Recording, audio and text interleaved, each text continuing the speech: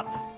You're not getting anywhere with this, Von Borchert. You know, I kind of get the same feeling, my dear Sarah. Listen. Nothing. Not a sound. No one's coming to save you. That's what you think. The Golden Order knows exactly where we are. By the time your ridiculous secret society turns up, I'll be long gone. As for you, nothing will remain of your body. If you touch a single hair on my mother's head, I'll skin you alive. You know, Louis, I have no intention of beating your dear mother. There are more persuasive ways of making you talk. You've stolen something from me that I intend to get back. Where have you hidden it? Von Borchert, you can't sell that book on the black market anymore. This is finished. We know you're planning on selling it at one of Lord Mortimer's parties. All right? Just tell us who the buyer is and we can make a deal. You've no idea of the trouble you've gotten yourselves into.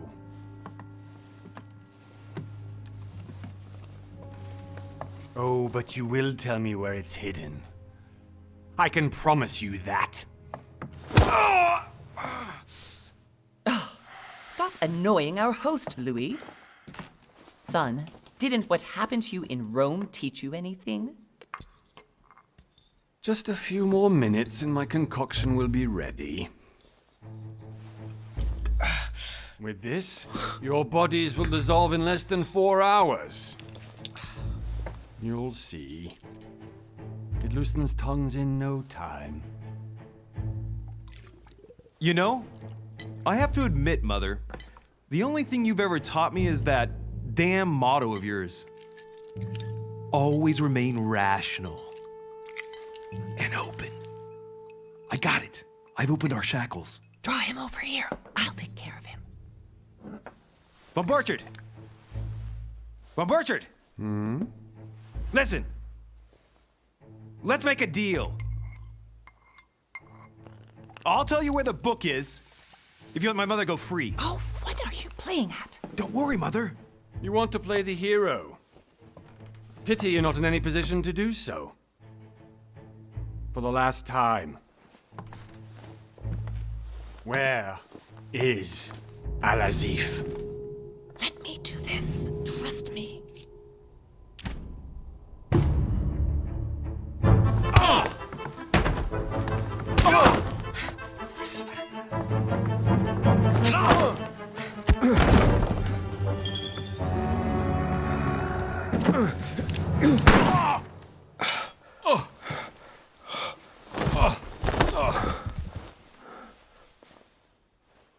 For God's sake, Louis, I told you to let me do it.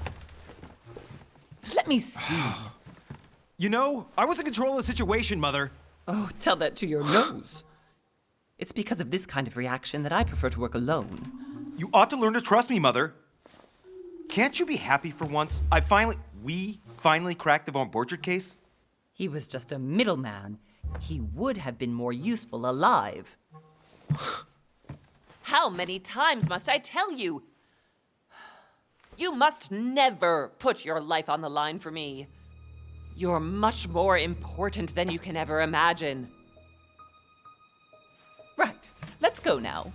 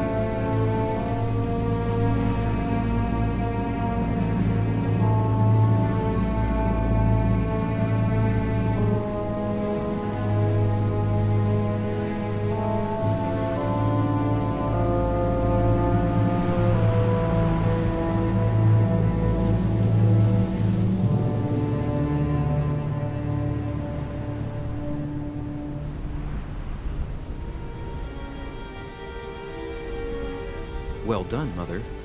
You just had to pick up Von Burchard's trail on your own, didn't you? You ditched me in Paris with no explanation, and off you go to infiltrate one of the world-renowned receptions of this Lord Mortimer? And now he writes me to say that you've gone missing on his private island? Which, by the way, looks more like a big rock than a paradise island.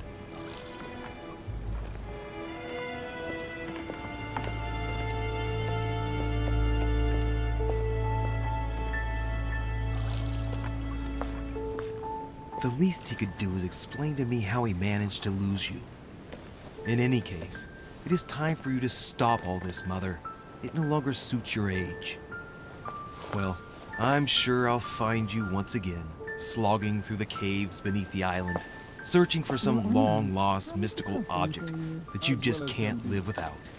I'm already hating this trip, and all I've done is think Contrary about to it. what one may be able to imagine, it was not the host himself who invited me.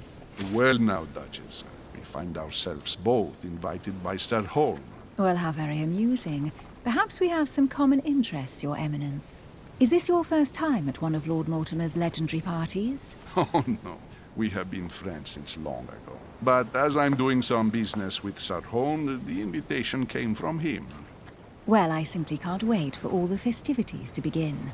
And you, good sir, what brings you here?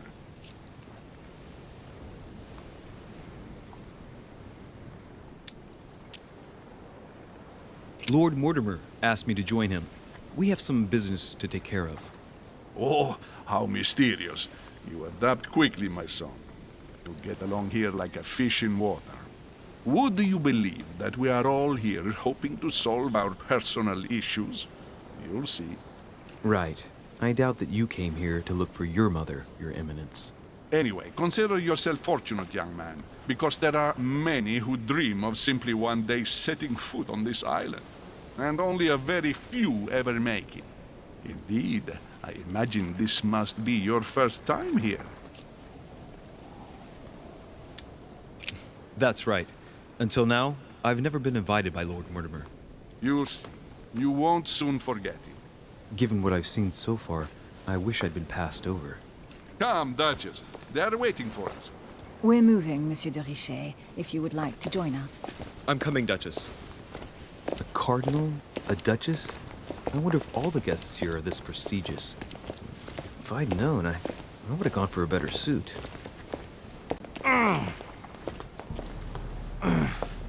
Are you all right?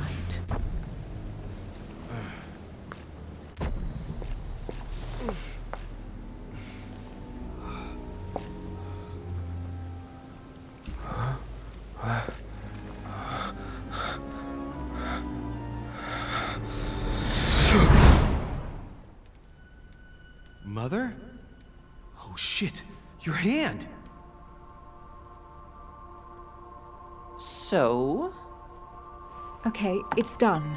did you put it in a safe place? Yes. I made sure no one was following me. Don't worry, Sarah, no one's going to find it. Are you absolutely sure? Yes, I'm sure. Right. Just one thing left to do. No, Mother, no, don't! What? Have you lost your mind? There's no other way. If you kill me, you won't find it. That is the point, my dear. No one must ever put their hands on it again. No. But I trusted you. No, Sarah. Don't. No. No! You can run if you want to, Sarah, but you will pay what you've done.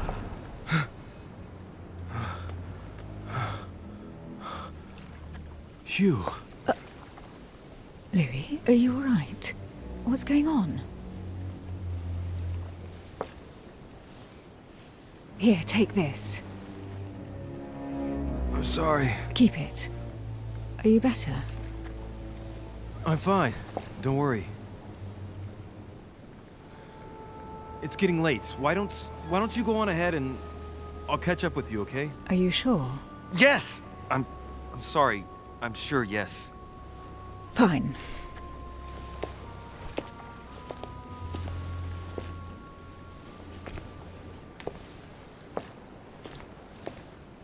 I definitely have to find Mother quickly. Am I going crazy or what? This can't be real. The Duchess arrived with me. What's happening to me, for God's sake?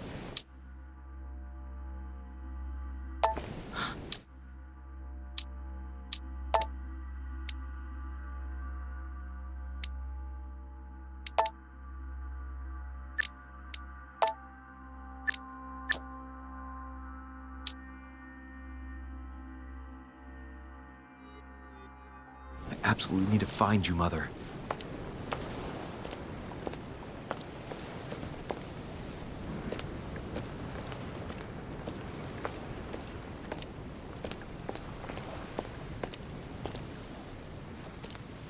Louis, during the trip, I had something I wanted to ask you, but we didn't happen to run into each other. Yes, Duchess?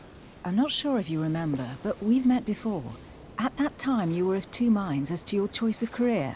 Tell me, what have you been up to since?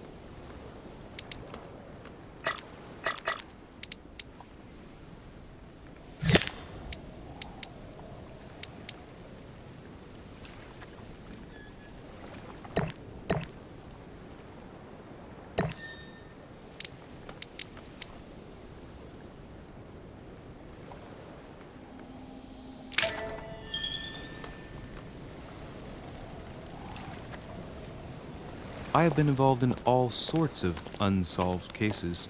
Have you ever heard of the Abbey of Hexham? Vaguely. An ingenious scam involving mass manipulation on a scale never seen before.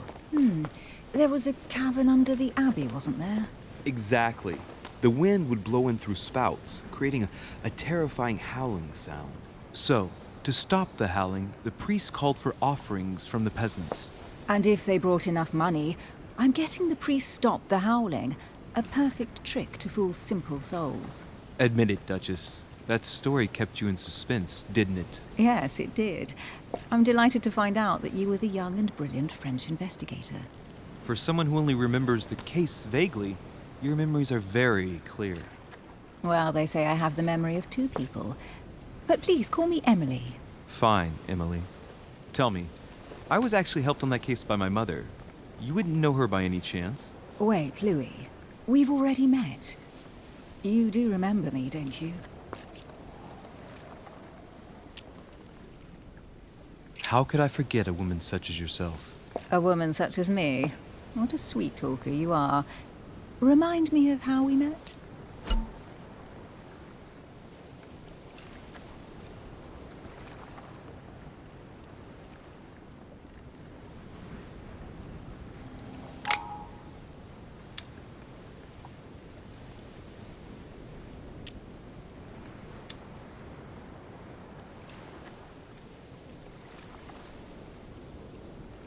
Emily, it hurts me that you could doubt my sincerity. I thought we'd gotten past that stage by now. Don't take it like that, Louis. I was only joking. I thought you were making fun of me. I thought you were someone I could trust. I'm hurt to see that you're still at the stage of testing me, Duchess. Listen, Louis, I am sorry. I really didn't want to hurt you. Forget what I just said. It was clumsy of me. If you say so. Let's go with that then. Didn't see me, didn't know me. Push any harder and I'll make a fool of myself. Right, time to go to the manor.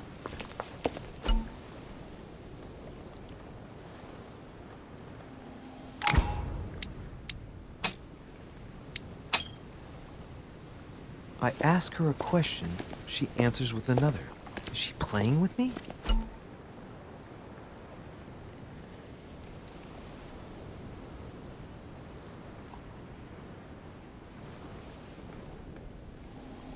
Emily, please excuse my insisting, but you still haven't answered about my mother.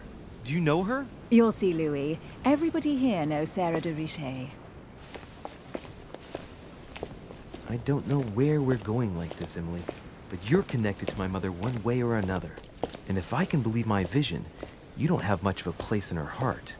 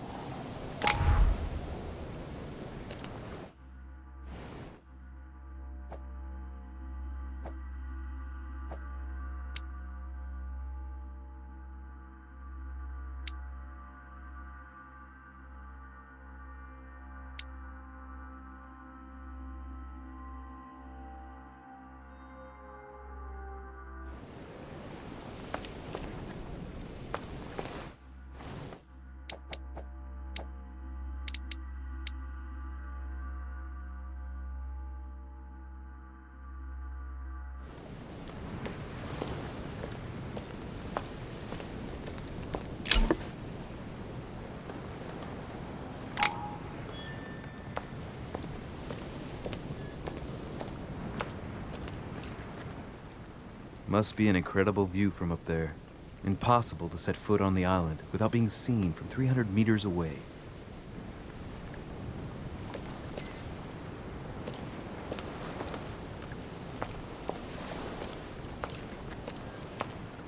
Honey, I couldn't have hoped for better.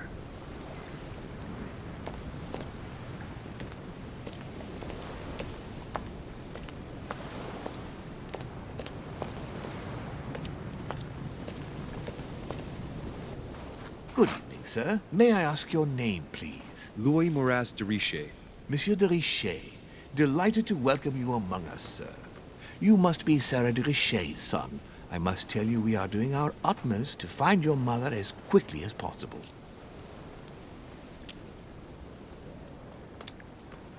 What can you tell me about the disappearance of my mother? 2 weeks have passed since Sir's mother went missing. All the staff here have since been busy searching every nook and cranny of the island. But Sir may rest assured, we shouldn't be long in finding her. And just what have you found so far? It would seem that Sir's mother may be hiding on the island and regularly changing her location. But no one seems to know why she would find this behavior necessary. What do you mean? On several occasions, we have found leftovers of food, a few of her things, or even traces of campsites. The reason why we're searching the wharf again is because lights were spotted there last night. Where we are now? Indeed, sir. According to our information, lights were seen in the middle of the night, sir. After verification, none of the guests seem to have left the manor last night. We think that perhaps Sir's mother was here.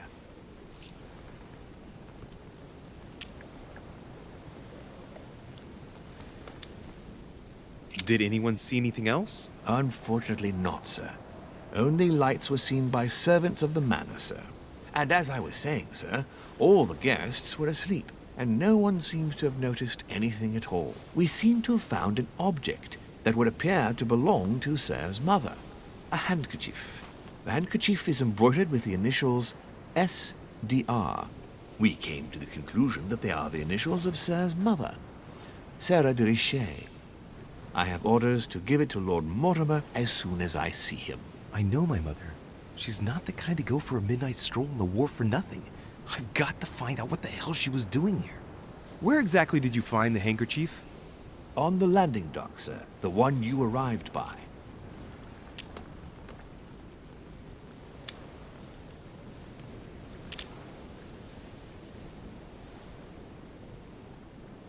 Pass me the handkerchief. But sir, my orders were to give it to my master. Are you refusing to give me my own mother's personal belongings? Even though she was greatly looking forward to meeting your master, she's gone missing. And you seem incapable of finding her.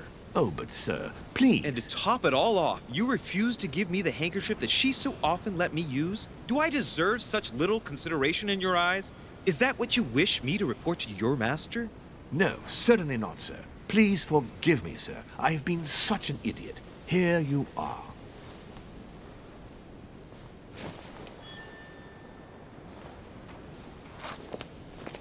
It is indeed your handkerchief, Mother. You must have come here for a specific reason. I need to know what it is. Let's think. What could she have been doing out here on this wharf?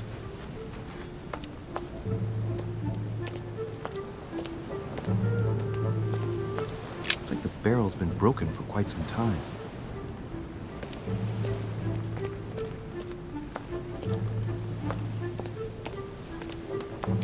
This chest might belong to Duchess Hillsborough.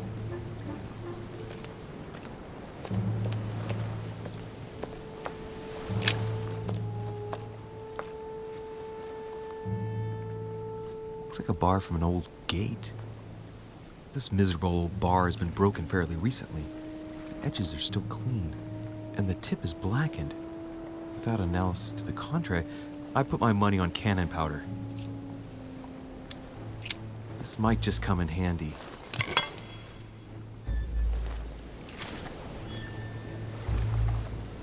A sack of seeds. It's unopened. No one seems to have used any.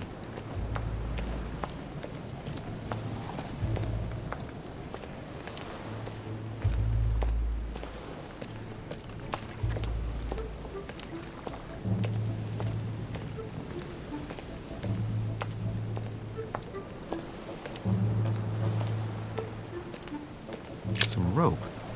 Apparently no one's touched it for a good long time.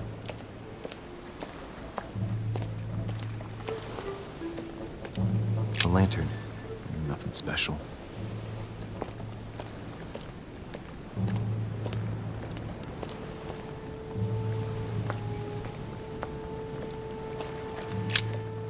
Let's see what's hidden inside.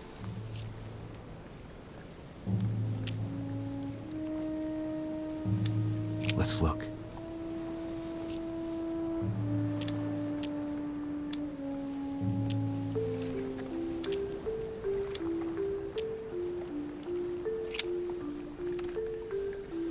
It's too badly written, I can't make out the address.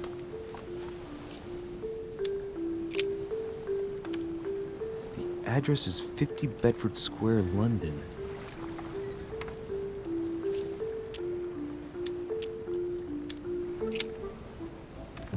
The addressee's in Sao Paulo, Brazil. That reminds me, it's about time the Order sent some envoys there. A letter written in an Oriental language. I haven't the slightest idea what it says.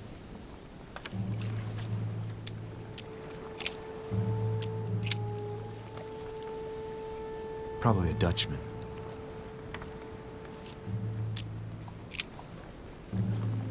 This envelope is meant for the Vatican.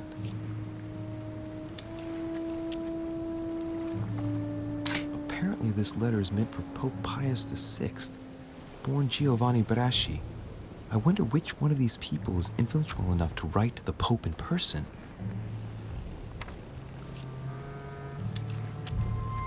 An address in Cairo, Egypt. Mortimer communicates with the whole world, apparently.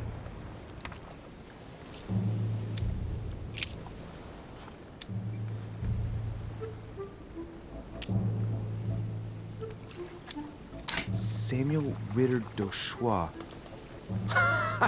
Mother, you test me even when you're not here. It's an anagram of Louis Moras de Riche. You wanted to write to me then. Let's see what's inside this letter. So, Dear Samuel, my stay on Lord Mortimer's island is going wonderfully well.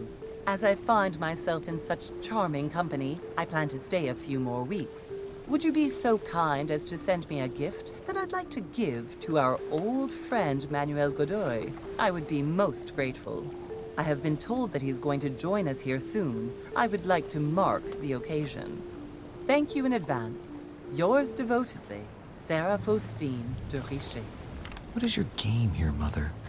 What are these strange turns of phrase? Never heard you speak like that. What's going on here? That you write to me under a pen name, okay. But here you go even further, by trying to avoid raising any suspicions should anyone else read it.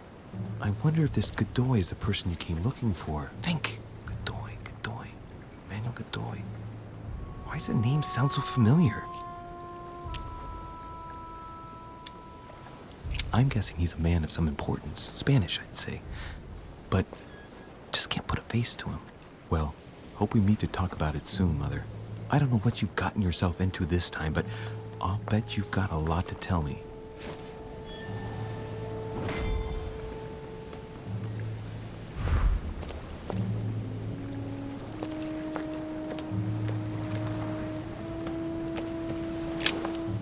Let's see what's hidden inside.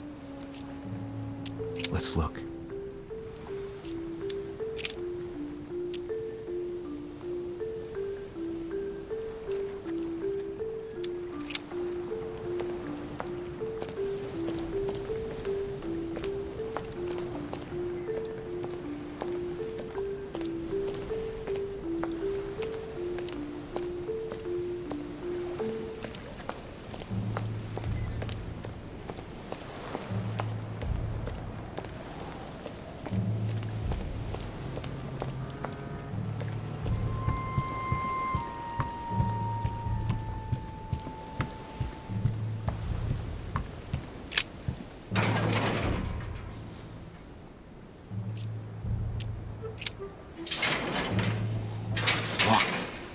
Never get it open barehanded.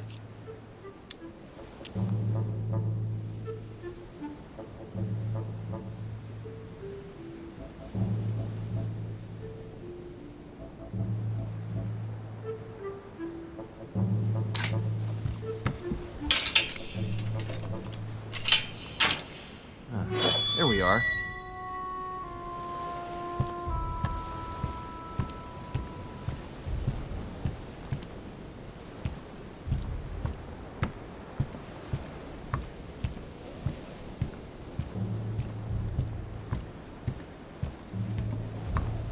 Great. Honey. This looks like a pistol case, but it's empty. I don't know if this has anything to do with you, Mother, but if it does, at least now you're armed.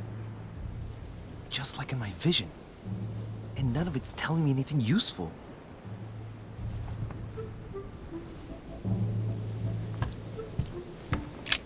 This wharf is used as storage for a lot of barrels. Uh-huh. What have we here? It's cannon powder. The powder's wet. Not surprising, given the dampness of the dog. It's unusable now. I don't know what the person who left this barrel like this had in mind, but it's a waste. Apparently, someone on this island has gone through a whole lot of trouble to arm themselves.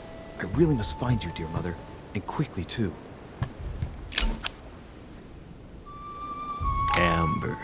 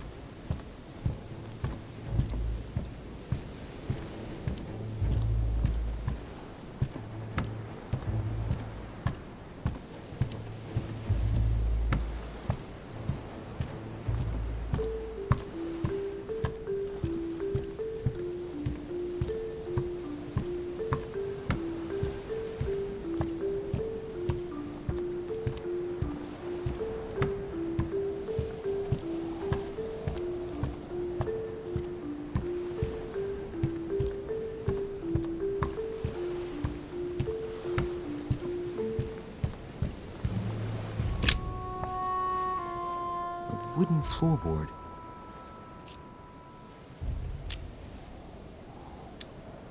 Probably comes from this part of the wharf. The wood is slightly eaten away, of course, but it still would have been fine if it weren't smashed.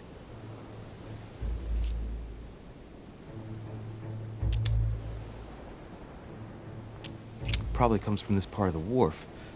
The wood is slightly eaten away, of course, but it still would have been fine if it weren't smashed.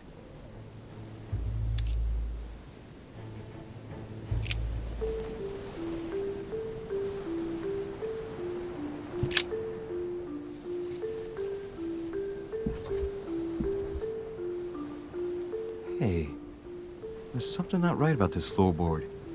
It's different from the rest.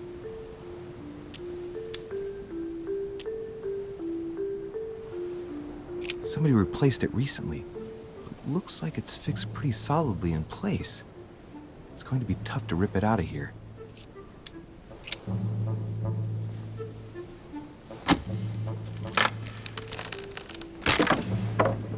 That does it. Let's see what's hidden inside. There's a book and also a bag. The Mysterium Cosmographicum. I know that book well. Mother used to read passages from it to me all the time. And judging from what I can see, it's the same one as hers. For crying out loud, what's happened to you, Mother?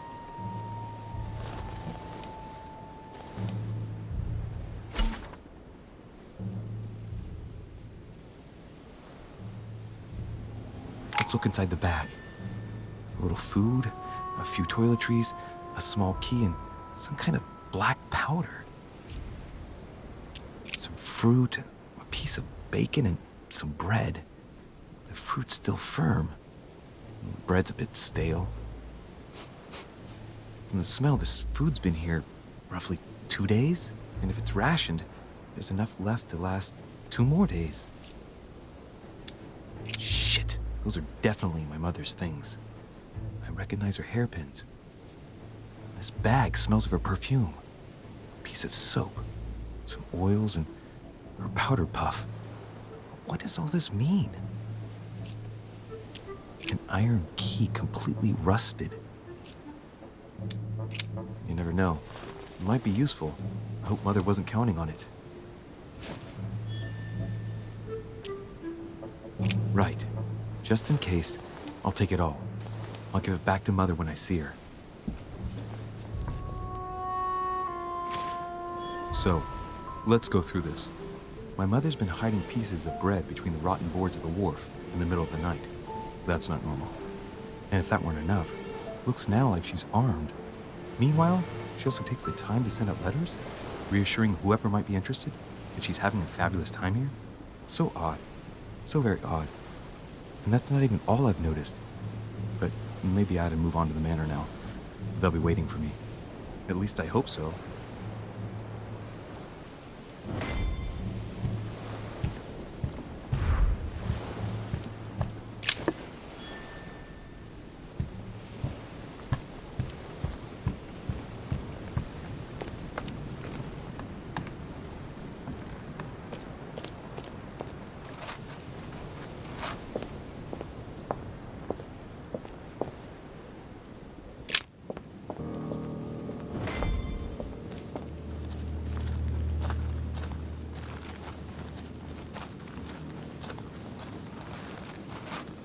How did Mortimer manage to build his manor at the top of a rocky outcrop?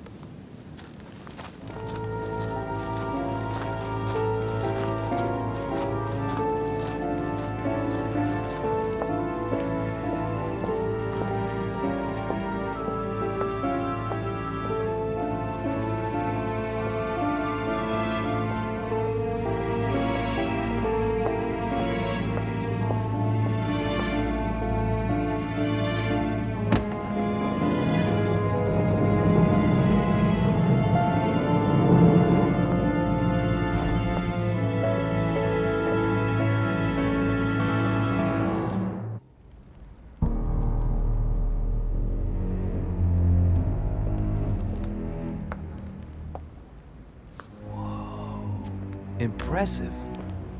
Ah, my son. I was looking for you. What can I do for you, Your Eminence? I wanted to ask you. You are the son of Sara de Riche, aren't you?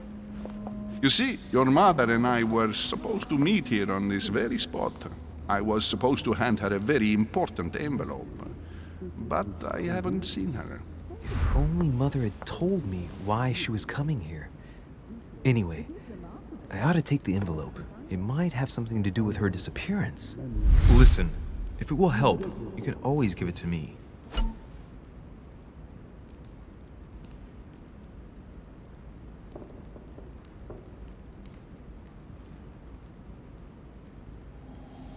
Thank you, my son. I'll bear that in mind. I'd rather deal with her directly. Don't take it personally.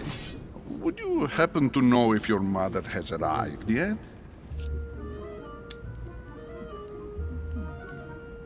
Certainly, Your Eminence. Mother got here some time ago. I was hoping to find her when I arrived, but given the hour, she must be asleep by now. Right. I shall see her tomorrow, then. By the way, Your Eminence, I wasn't aware you knew my mother. Ah, if you only knew, my son. I hold your mother in the highest regard.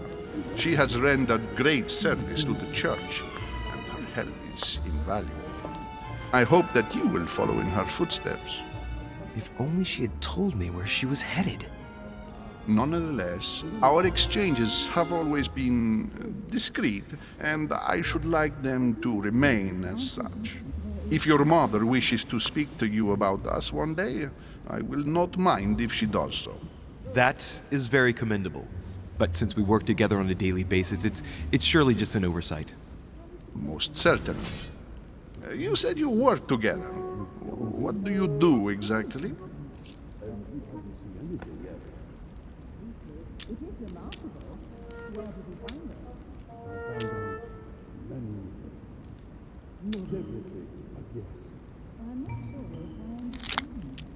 Be it Mother or myself, our motto has always been discretion in all things, and to promise to never betray a word of honor. Was your secret safe with Mother? It will be even more so with me. You have convinced me. The mystery with which your mother manages her business proves that she carries your motto close to her heart. Your words seem sincere, my son. All the same, it bothers me to see you in a quandary, Your Eminence. Is there any other solution? Look, if it's of any help, you can always leave your envelope with me and I'll give it to her as soon as I see her. I hesitate. Up till now, we have always dealt with her in person, and that has always been successful. Do you think I should give it to you?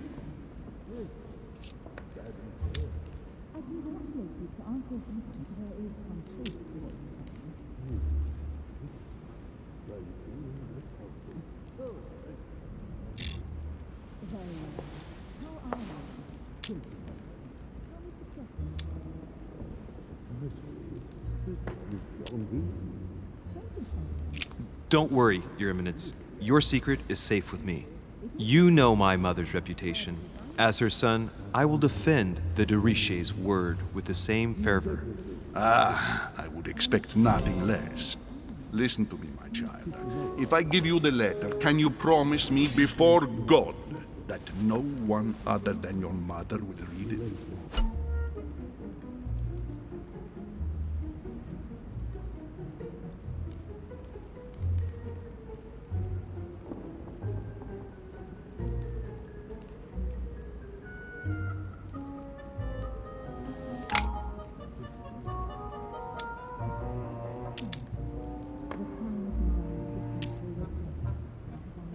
I swear by the Almighty God to honor the promise that no one but my mother shall cast her gaze upon your letter.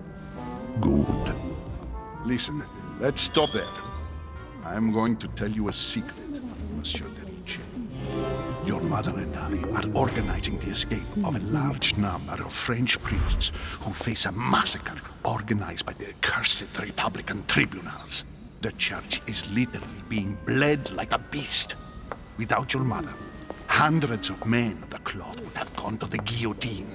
She has made the services of your order available to us by organizing the priests' safe passage across the borders. Even if she does not share all our convictions, she always provided assistance. Young man, you can be proud to be her son. Be it only for her sake. Always respect your name. Here, the letter I spoke of. It includes a list of about 15 names ready for departure. Be quick. Remember to tell Sarah when you see her that time is short. Well played. I'll decide later when I'm alone whether to look at what it contains.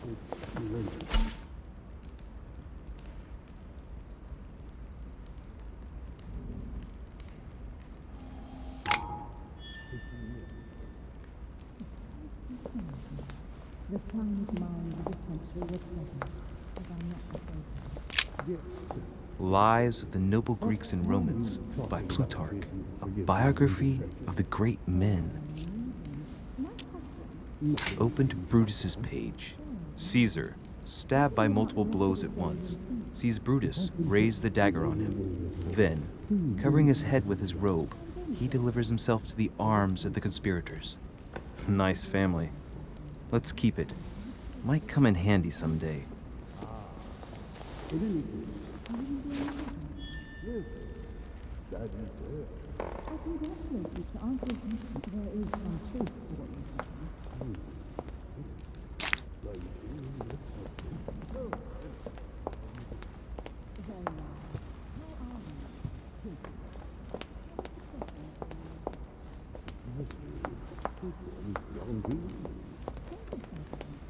Blind Oedipus.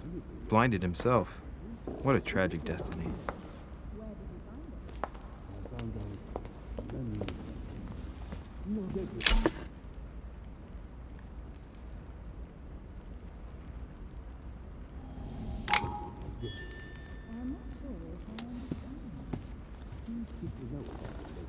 Fall of the Damned by Rubens. The man who cannot achieve the salvation of God the Father is offered to fall into the depths of the abyss. The finest minds of the century were present, if I'm not mistaken. What were you talking about? Forgive my indiscretion. Nothing strange about that. I thought my chimney was big, but this one is beyond belief. It's the least one can say. I've been longing for a warm fire for ages. Since I set foot on the island, I haven't ventured more than 2 yards away from it. Have you also just arrived? Oh, late morning, I'd say. Louis, come join us. Monsieur, may I introduce you to Monseigneur His Eminence, Cardinal Piaggi. He joins us straight from Rome. Oh, just call me Your Eminence. It's simpler. George Washington, President of the United States of America. Delighted at last to make your acquaintance, Mr. President. Pleased to meet you, Mr. President. Louis Maurras de Riche. It is an honor to meet you. Young man, let's keep it simple, please. Let us forget our fancy titles. Nice to meet you, Louis. I should imagine you never thought you'd be in such company. I must admit that I didn't. It's the first time that I've ever met so many illustrious personalities. And you haven't seen anything yet. Generally, when Lord Mortimer organizes one of his receptions, there are over a dozen people here. They can't all be here yet, and you'll see, most of the time there's only the upper crust. And I noticed you were already getting to know His Eminence at the entrance. It's the perfect place to build up a network. What were you talking about, if you forgive my indiscretion?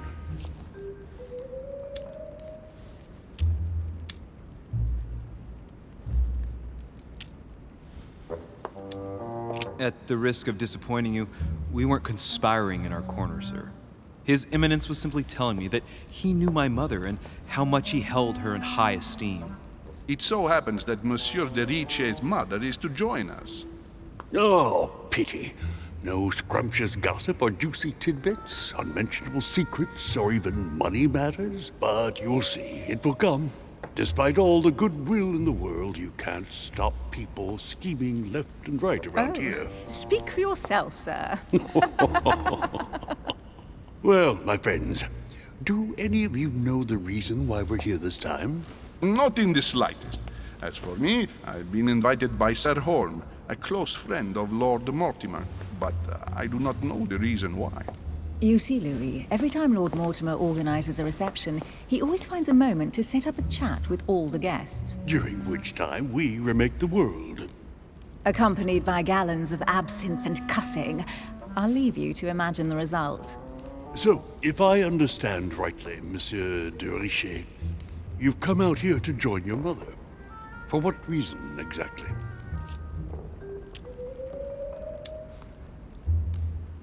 Like you, Mr. President, I'm here as a result of Lord Mortimer's invitation. 2 members of the same family here. That is rare. You know what they say. You can pick your nose, but you can't pick your family.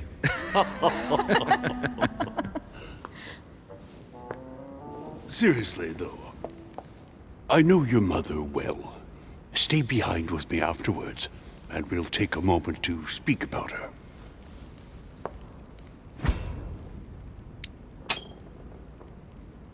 Good lord.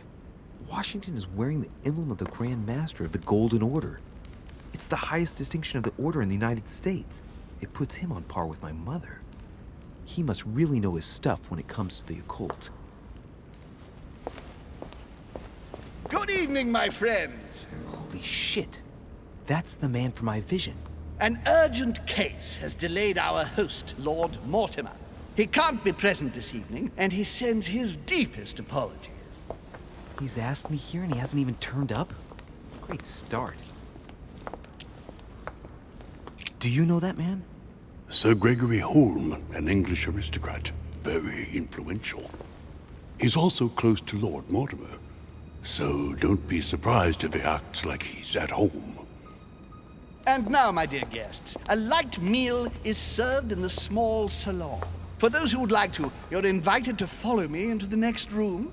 My dear fellow, you must have read my thoughts. I shall follow. We'll have to be careful not to make too much noise. One of Lord Mortimer's guests is relaxing. Oh, we shall be quiet. Don't take it the wrong way, Sir Holm, but I have already eaten. Thus, I shall be happy to remain by the fireside. If you don't mind, Gregory, I should like to keep Mr. Washington company. Please feel at home. And you, sir? If I stay with Washington, we'll be able to speak about my mother. But on the other hand, I'd like to learn more about this home. I saw him in my vision. Let's see what Washington has to say. Sir, if you don't mind, I shall stay here. Do exactly as you please, young man. Louis, thank you for staying. Just like you, when I arrived this morning, I found out that Sarah had gone missing. I know your mother well. Don't worry. Emily is from the English branch of the Golden Order. And President Washington is in fact the leader of the Order in the United States. I didn't know. Sorry to have made you wait, but I didn't want to speak in front of the others. You did well. Secrecy and discretion are the pillars of our organization. If I can help in any way at all, please don't hesitate to ask, my lad. And if you have any other questions, now's the time.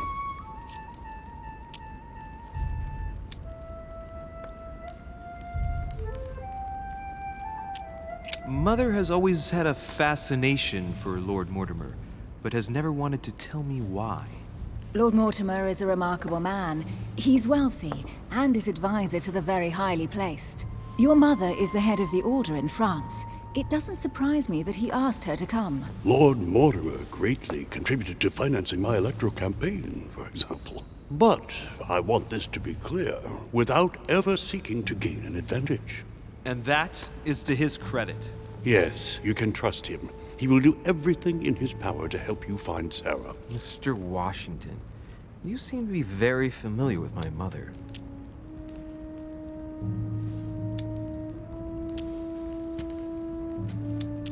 When did you last speak to her? Philadelphia, 15 years ago. Sarah often went back and forth between France and the United States.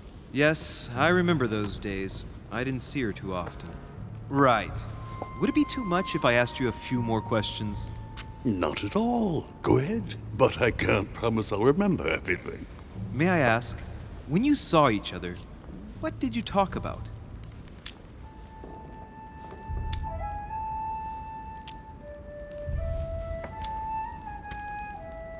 My mother has always been fascinated by strange powers.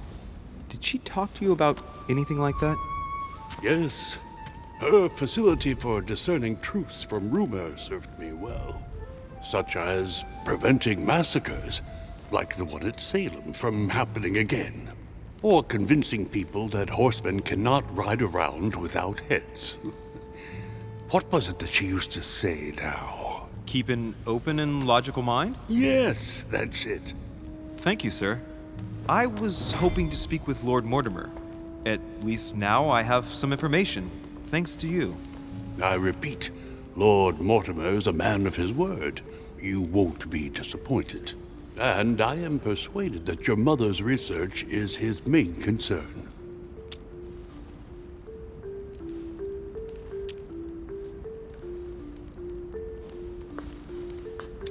Mother still is at the head of the Golden Order.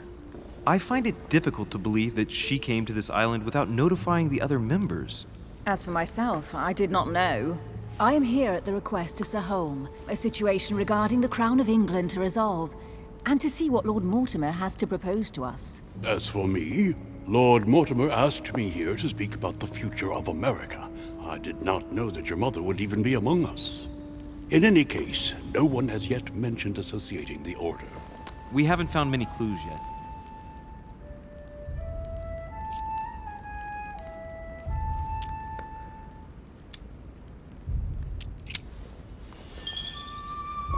But I did find a book that belongs to my mother.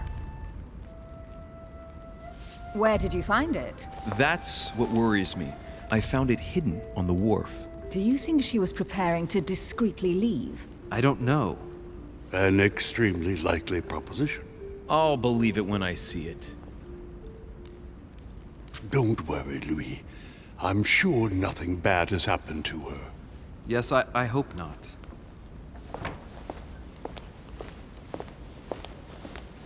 Careful, they're coming back.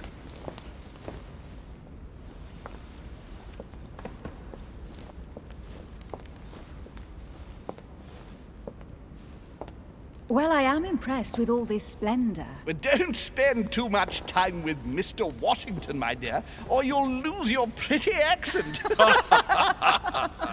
You seem to be intrigued by that statue. Absolutely. It is remarkable. Lord Mortimer is fond of atypical works of art. I won't disguise the fact that I find it all a little megalomaniacal. But I must say, he does have some outstanding pieces.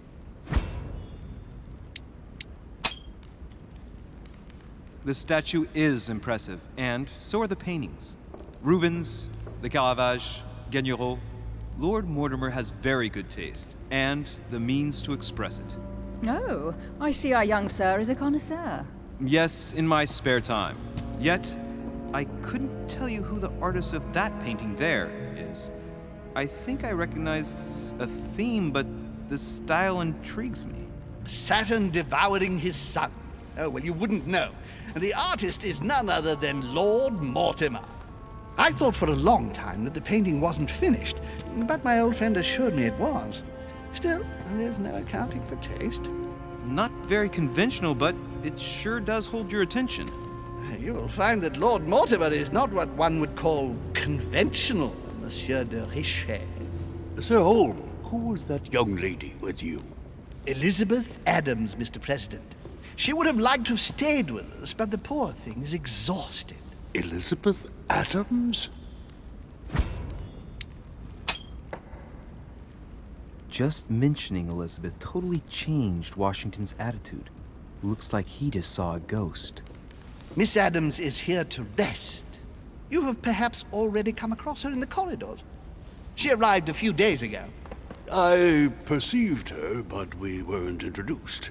Rest assured, she is not here for the same reasons as yourselves. Consequently, I'm counting on your indulgence. On that note, it's very late. You must be exhausted. The servant will accompany you to your rooms.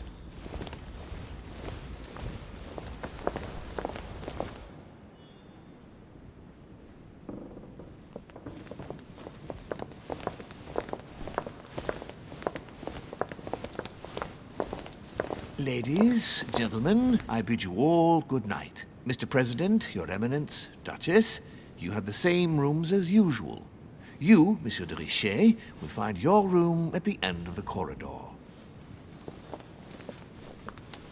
Well, my friends, I am bone tired. I am off to my bed. See you in the morning. Good night, sir. I shall do likewise.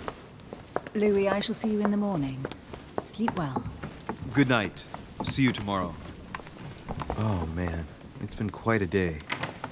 Right, where is my room? Duchess Emily Hillsborough.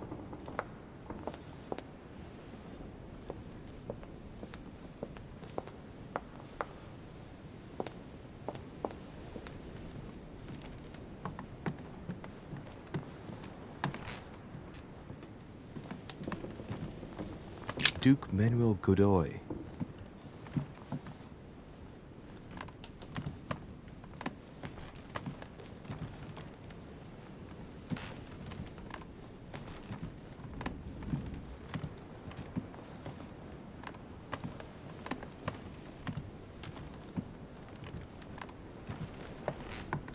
Huh, that's me.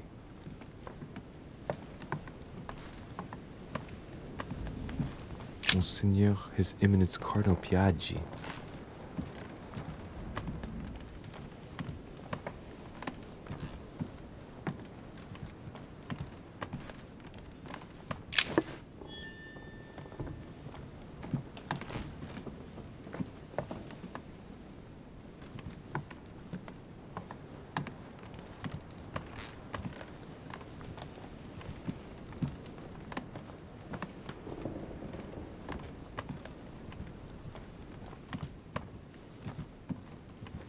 President George Washington.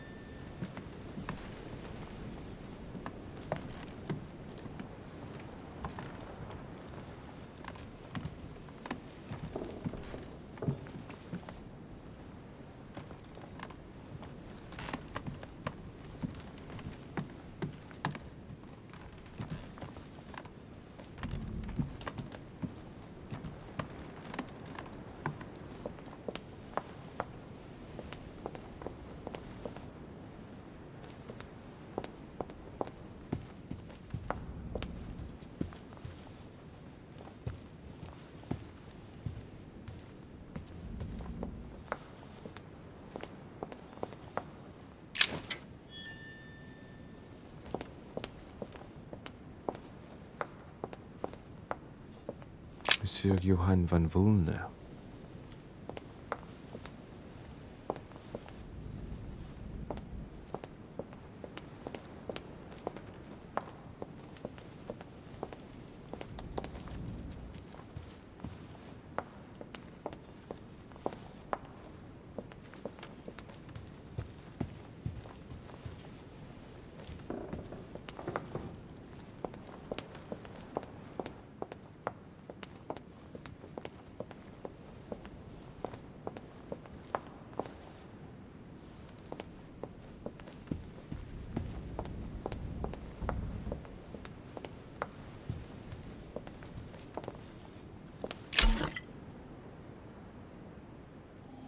Golden elixir.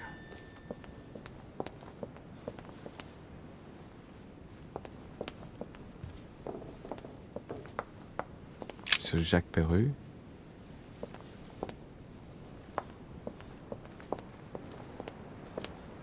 Monsieur Napoleon Bonaparte.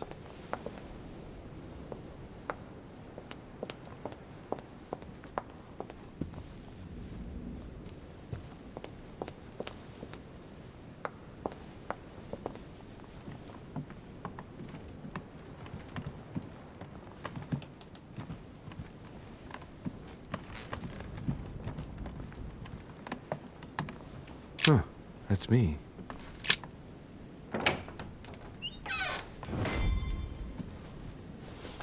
Right. So what shall I do with this letter? It might be about my mother's disappearance. But if I open it, I'll be betraying Piaggi's trust. What should I do?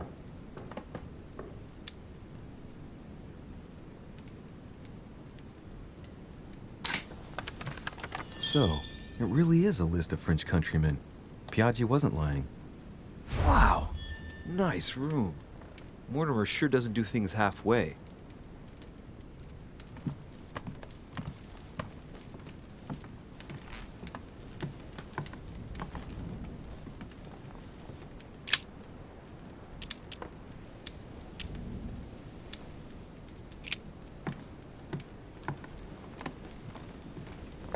Inferno by Dante. Abandon hope, all ye who enter here. Lovely lectures Mortimer is giving to his guests. Very jolly.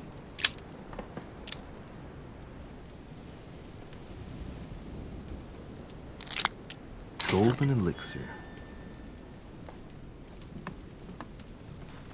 Saint Francis of Assisi in ecstasy, before superior voices. It always amuses me to see how art gets used for propaganda purposes. Saturn devouring his sun. Again? I saw the same theme in the hall. I wouldn't like to be his son. Saint Jerome and the Angel. Yet again, art with political undertones with an image of a saint hearing voices. Carmelite water. They say that if you drink this, it gives you a real boost.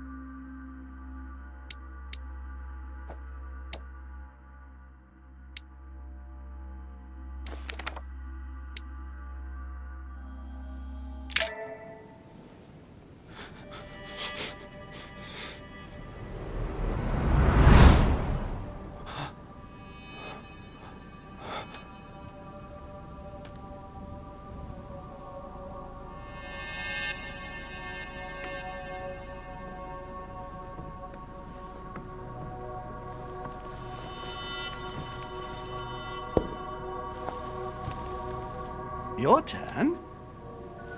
The servants are not very efficient. Durocher can't be far away. They'll find her soon. Their search time is restricted, given that they must keep an eye on Adams. I can take care of her, you know. Yes. Well, in any case, I do thank you for bringing her to the island. From what I've understood, the search of Durocher's room hasn't turned up any results. Not yet, no. But we've put her son in there. Perhaps he'll find something. That might come in handy. Louis grows impatient at not yet having met the famous Lord Mortimer. He will meet him tomorrow.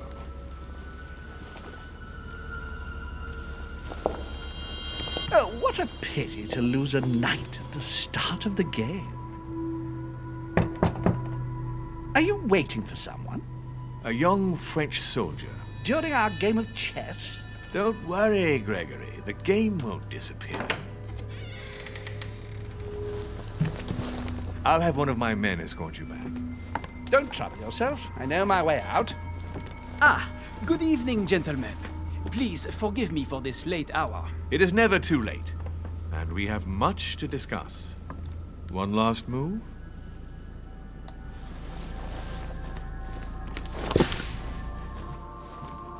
Don't worry. Our games always seem to end like this. Or always start like this.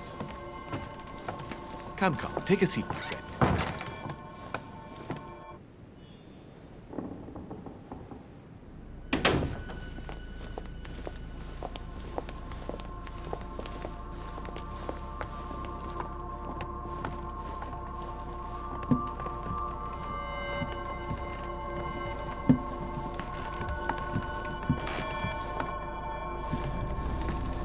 A little nighttime stroll, Mr. President? There's nothing like it for a good night's sleep. Do not hesitate to ask a servant to show you back. The corridors seem quite safe. Peppermint, lime flower, and valerian. My miracle remedy when one can't get to sleep. A very good night to you, Mr. President. Thank you. And to you too, sir.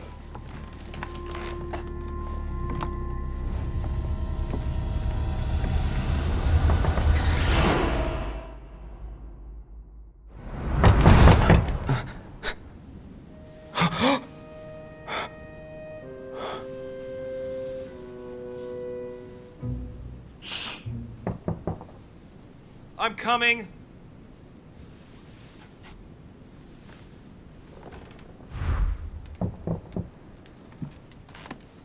Dear Monsieur de Richet, please excuse me, but I am unable to join you at present.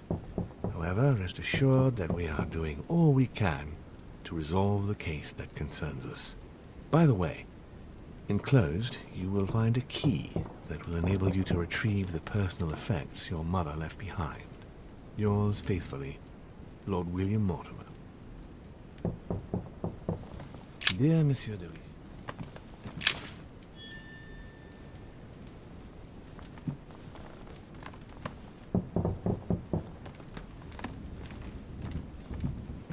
Last Judgment. Why do I always get the most terrifying room?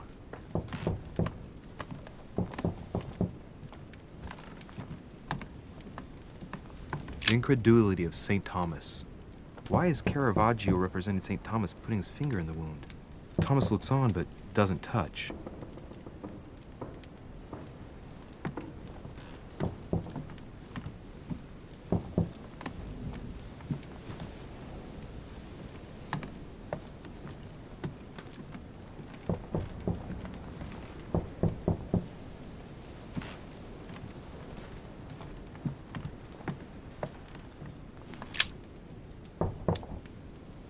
Amber crystals.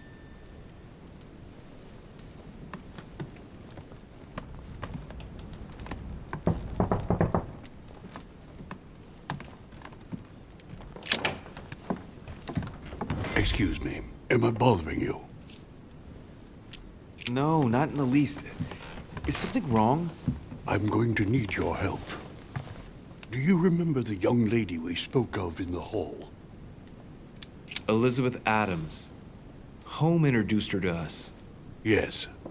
Well, she is the daughter of my friend, the Vice President, John Adams. But she is supposed to be dead. Yeah, that's bizarre. Fair enough. Good heavens! I was present at her funeral. It is disturbing indeed. Yes. I need to make sure it's her. That's where you come in. I want you to distract Elizabeth while I search her room. And perhaps get my hands on some important information. At least I hope so. Elizabeth is in the small salon. If you hurry, you can still catch her.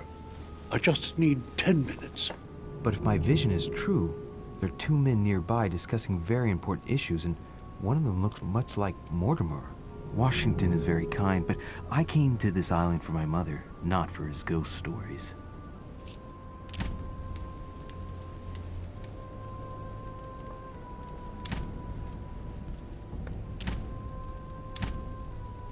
Count on me, sir. Thank you, my friend. Keep Elizabeth downstairs as long as possible. She must not return to her room. Trust me.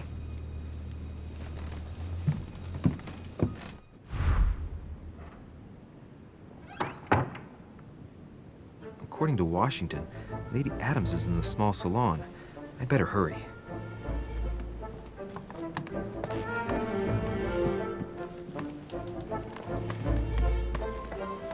Louis, you're straying from your objective.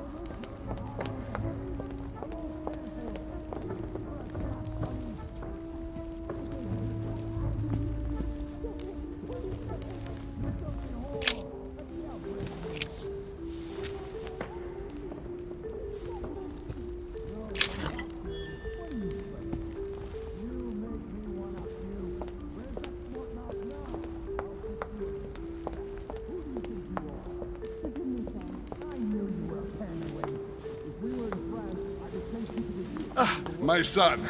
Oh, you are a godsend. What's the matter, Your Eminence? I believe a Miss Adams may be in danger. What do you mean?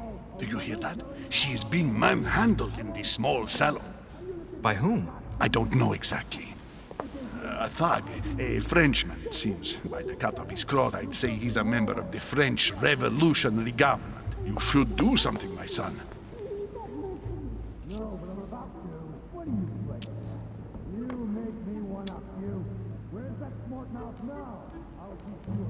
Shit. I was supposed to make sure Adams wouldn't go back to her room. Don't worry, Your Eminence. I'll take care of it. Probably nothing to worry about. Do you want me to call for help? Please don't do anything. I'm sure with a little goodwill, everything will work out fine. Don't go and wake up the whole manor, please. Thank you, my son. May God watch over you. Who do you think you are?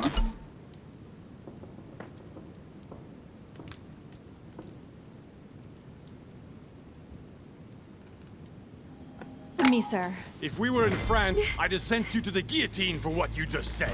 Please, just let me go back to my room. Hey, you! Stay out of it! This is none of your business. I'm gonna teach this little slut how to behave. What the hell is going on? Huh? I don't think you know who I am. Stop. I beg you. I didn't mean to. Don't hit me, please, sir.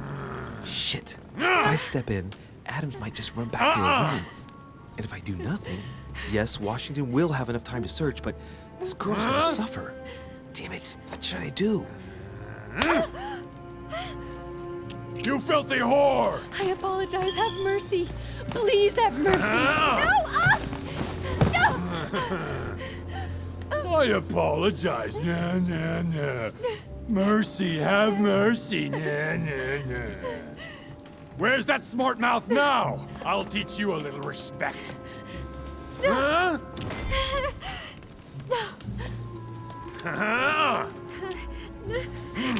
Look, you dumbass! Are you deaf? She said she was sorry. Call me that again.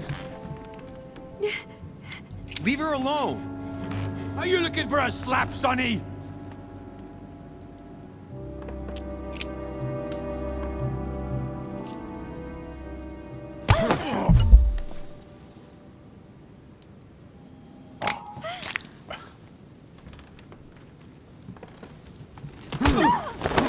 No!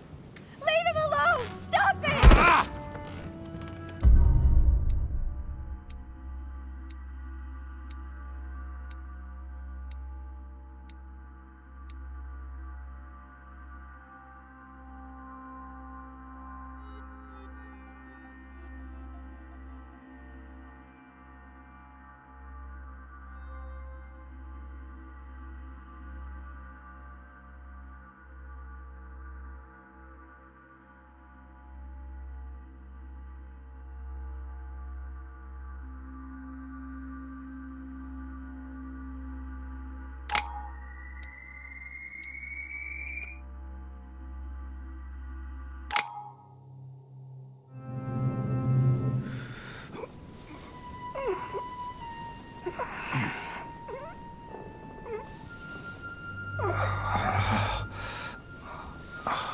bastard caught me dead to rights.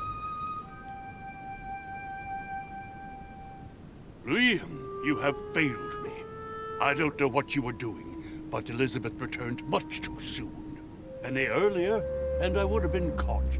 I didn't get time to search through everything, but I did manage to find what I was looking for. The young lady really is John Adams' daughter. Signed, George Washington. Well done, Louis. The President of the United States asked for your assistance and you screwed up? Mother finds out, I get the feeling I'll never hear the end of it. Not for a few years, anyway. Now, what was I going to do last night? Ah, yes. Search the room. According to what I saw in my vision, this room was Mother's before I got it. Maybe she left something behind that will help me find her.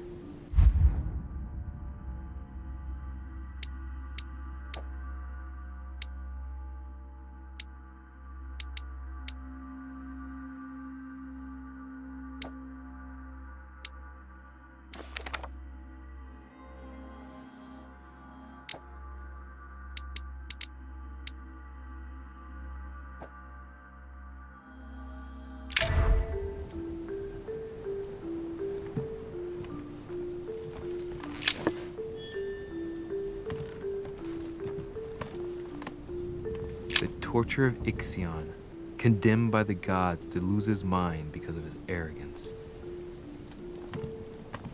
A devil's thorn, to be used to uncover the best disguised traits.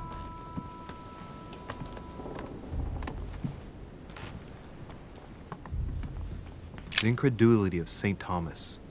Why is Caravaggio representing St. Thomas putting his finger in the wound? Thomas looks on, writing material.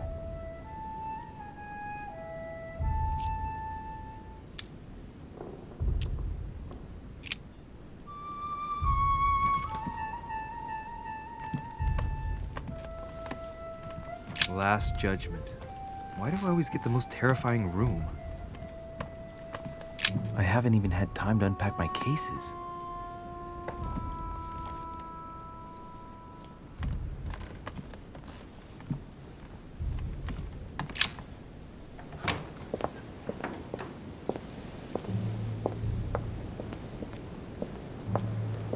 Hey, a Russian ruble. I wonder what it'd be worth today.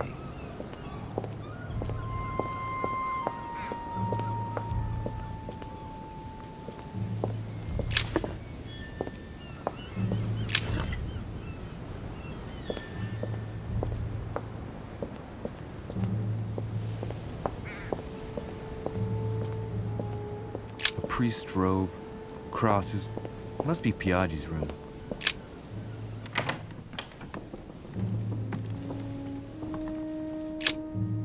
Oh, this bookcase is well stocked. Oh, this book has been put back the wrong way round.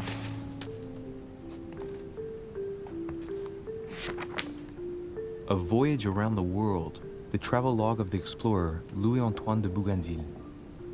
One of Mother's favorite books. What a coincidence. And I don't believe in coincidences. It's just too much. I don't know what's going on here, but if you felt threatened, I'll bet you'd leave a clue, wouldn't you, Mother? Found it. A faint sign of the order, barely visible. Mother, you undoubtedly must have hidden a clue in this book. Let's see if I can find anything else in this room.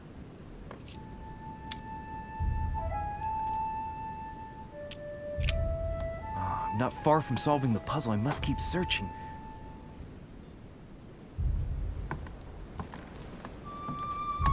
Look, markings on the floor. Just a bit worn out. I was hoping to find something leading to a secret passage.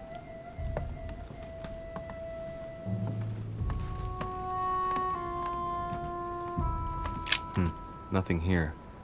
I wouldn't mind a nice, strong coffee, though.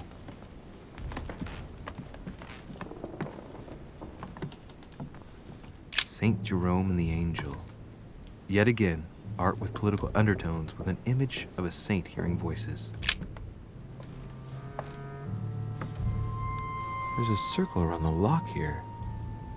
Must be the trunk Mortimer was talking about. The key should open it.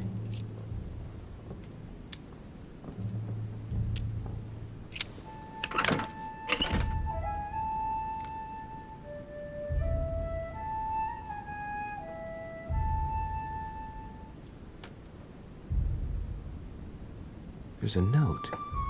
Effects of Sœur de Richer, to be given to her son, Louis. I should probably take it. All right. I've retrieved everything.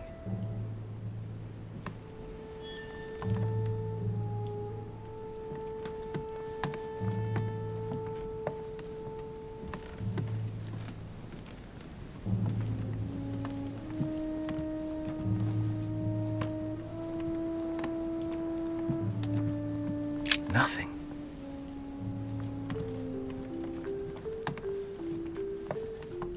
The incredulity of St. Thomas. Why is Caravaggio representing St. Thomas putting his finger in the wound? Thomas looks on but doesn't touch.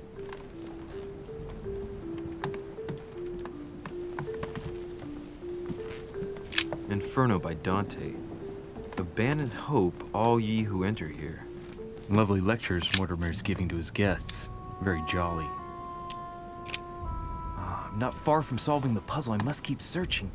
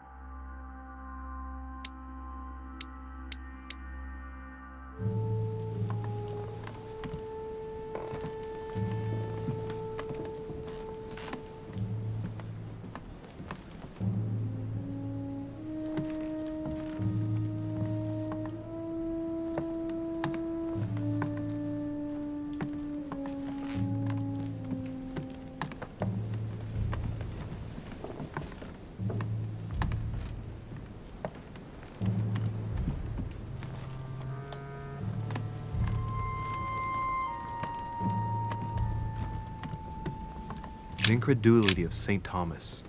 Why is Caravaggio representing St. Thomas putting his finger in the wound? Thomas looks on but doesn't touch. I haven't even had time to unpack my cases.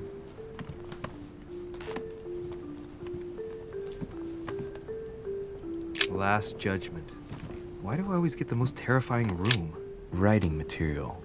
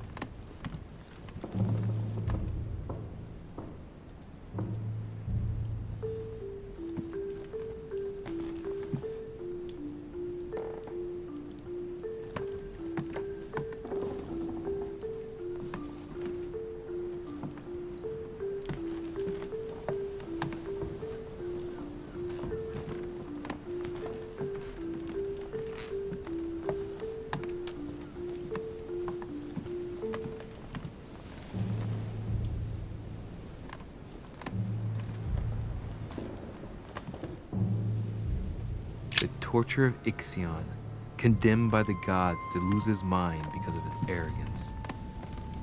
Nothing.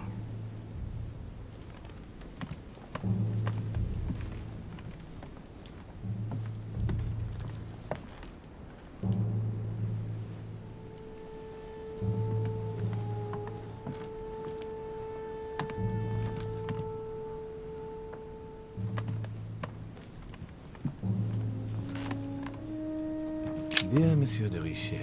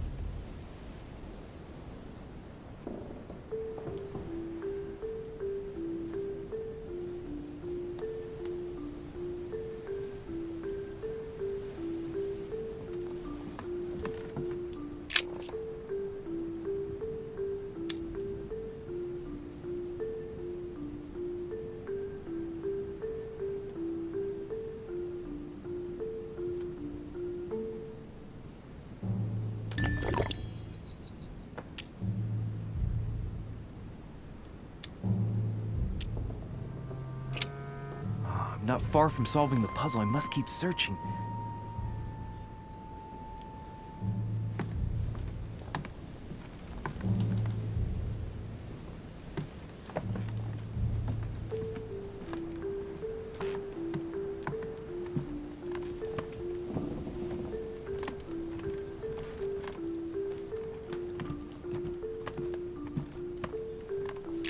Writing material.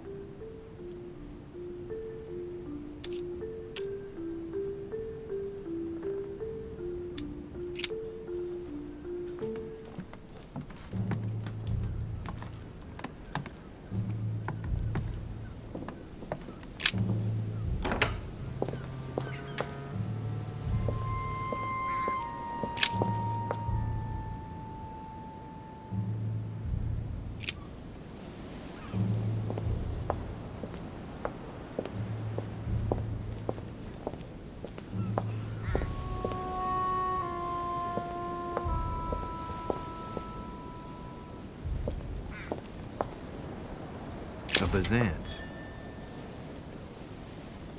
This room looks unoccupied. This room looks unoccupied.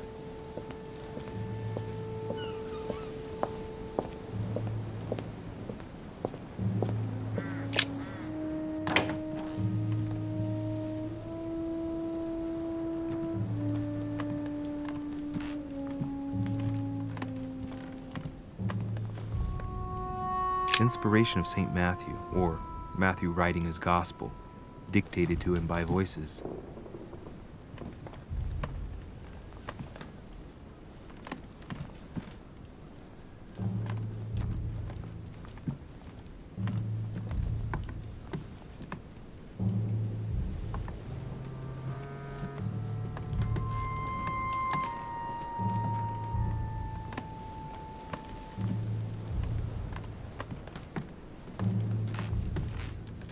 Look, markings on the floor.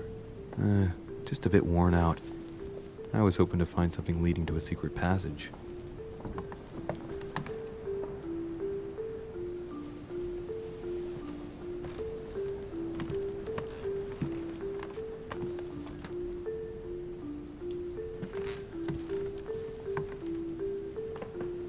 Saint Francis of Assisi in ecstasy, before superior voices. A Chinese coin, recognizable by the hole in the middle. If I remember rightly, that's called a cash.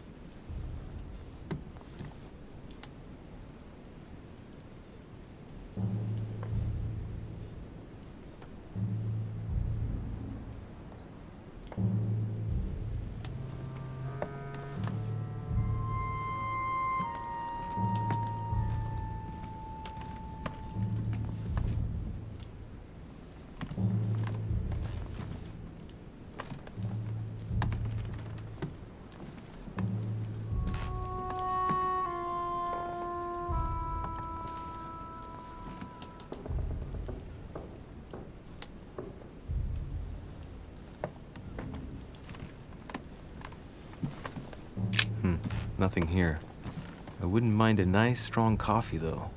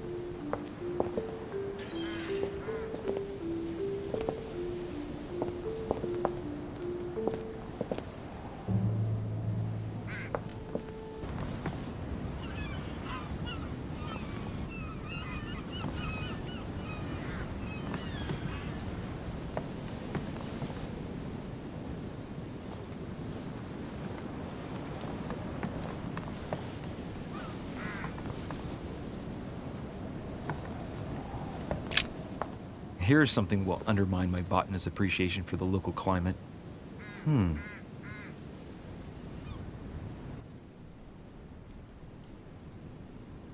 Let's recap.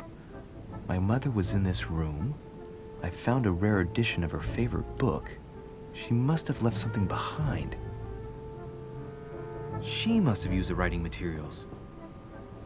What if she used lemon juice instead? An old trick used to hide messages. A message using invisible ink. I bet she used a lemon to leave a message. Now, how do I reveal the message?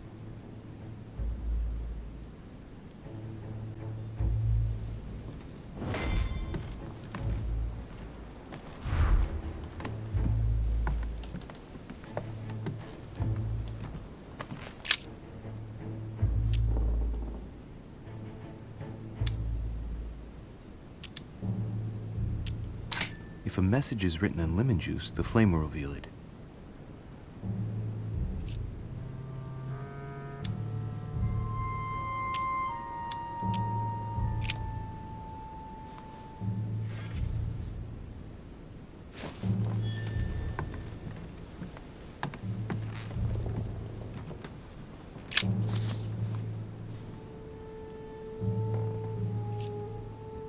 Aha! It's working! The heat reveals the message. Let's see what my mother wrote. Where all eyes size you up, you must pass by the Gorgon. Gorgon was the name of Medusa in Greek mythology. On the other hand, where all eyes size you up, I don't get it. And judging by the number of paintings in the manor, could be anywhere. After that, she adds, beware hero. The beast always charges the best protected soldier, and that's its weakness. What is my mother trying to tell me? Since you've gone to so much trouble, you must not have only found something important, but you must have also felt like you were in great danger. Now I better hurry and find that damn Medusa. Sir, dinner is served in the red salon. Typical. I'm not hungry. Please give my apologies to all the guests. Sir Holm requests your presence, sir. Well, I guess I'm just gonna have to wait before going and looking for my Medusa. Tell him I'll be there in a minute.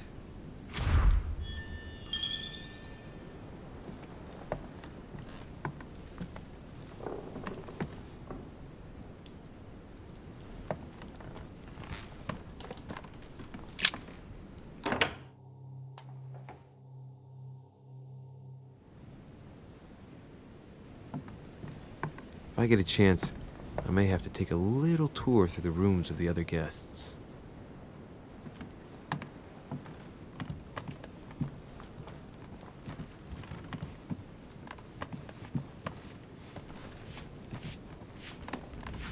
Duke Manuel Godoy.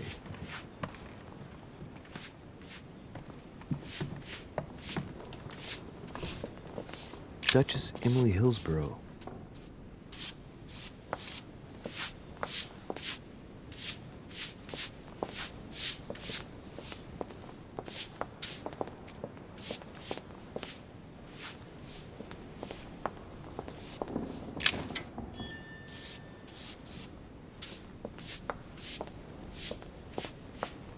That must be the door to the room of the soldier I saw in my vision. Monsieur Napoleon Bonaparte.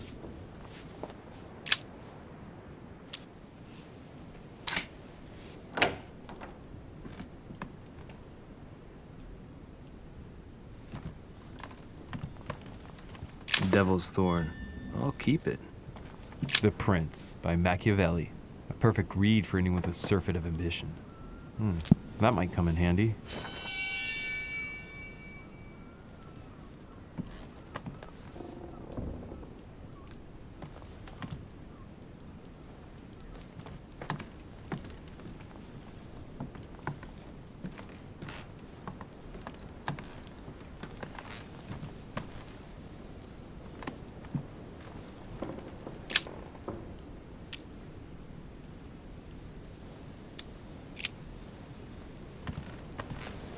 My dearest son, I'm writing to implore you to act quickly. The situation is rapidly worsening here. Paoli continues to steer our motherland, Corsica, toward open warfare between France and England. His men are everywhere. We are obliged to go into hiding and are unable to remain in the same place for more than 2 days. I wouldn't be surprised if they targeted us soon. Make haste, my son. You hold our destiny in your hands. Your loving mother, Maria Letizia Bonaparte.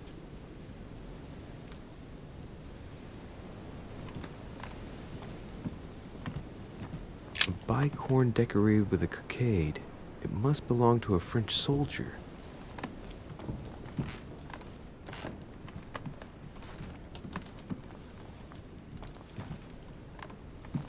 Hannibal crossing the Alps. Another military success. Why do I get nothing but visions of horror in my room, and he gets victory after victory? Honey, I couldn't have hoped for better. The Battle of Alexander at Issus, or how Alexander the Great triumphed over King Darius. Yet another one with delusions of grandeur. It's a beautiful weapon. A lovely damask blade. It's marked with the initials of the manufacturer in Versailles.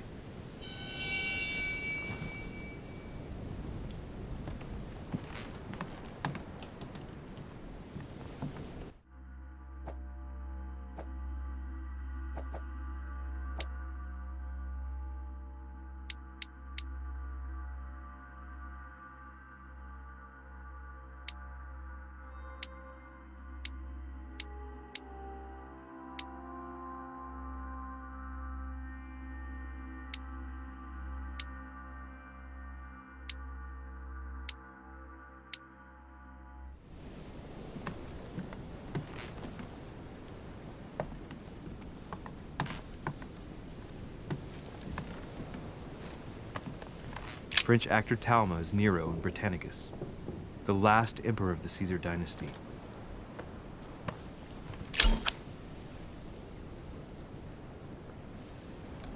A fragment of amber.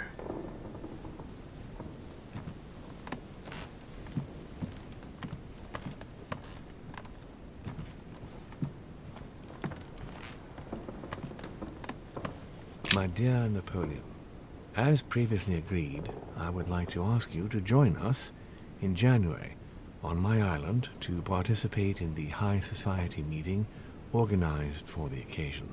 We shall be able to continue our discussion about our project for a new order for France.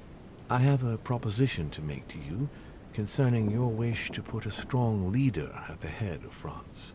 I trust you to be discreet as to your coming. See you soon. Lord William Mortimer. Vercingetorix throws down his arms at the feet of Julius Caesar by Royer, two great army chiefs.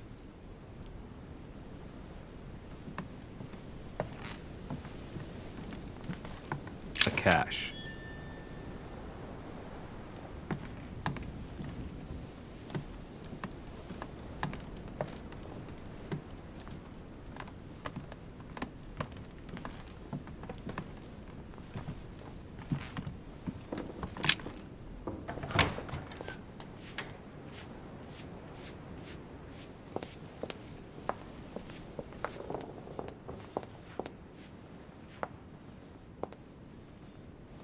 Sir Jacques Perru.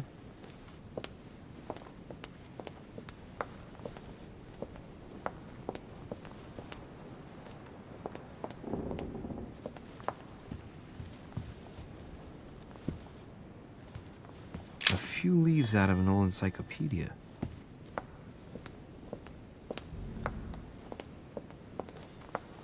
The Quorum Guide.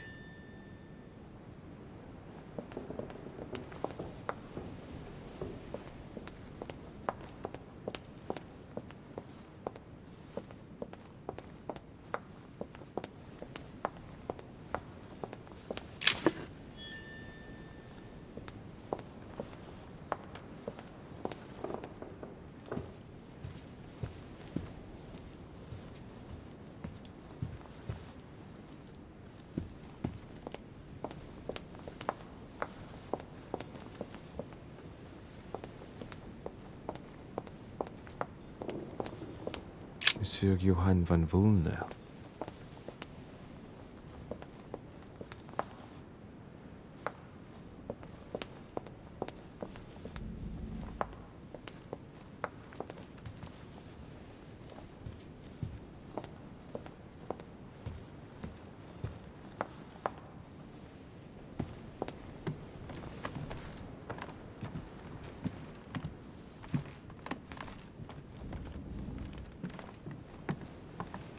That's the door to Elizabeth's room.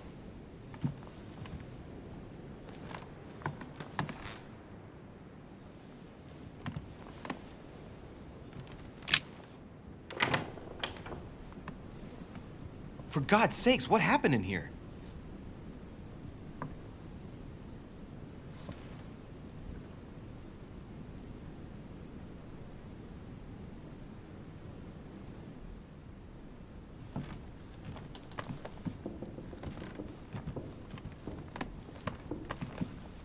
My dear Elizabeth, I'm writing to inform you of some unfortunate news. We won't be able to meet as planned on the first Sunday of May.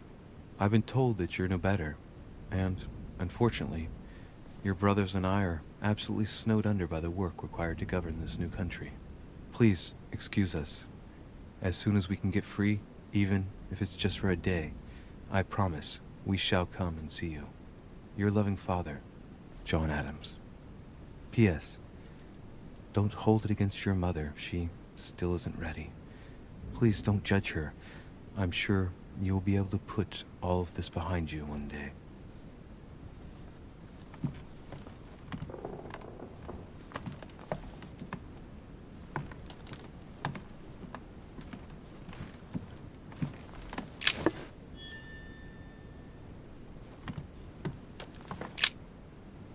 Looks like I found a box containing some kind of white crystals. These are magnesium crystals, a fairly effective remedy for easing anxiety.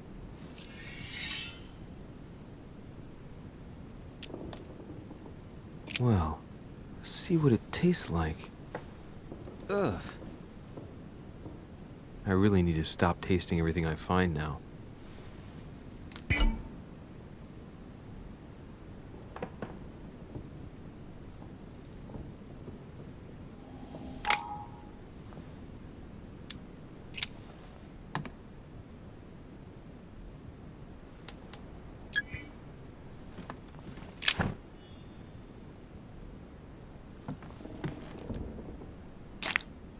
Great, honey.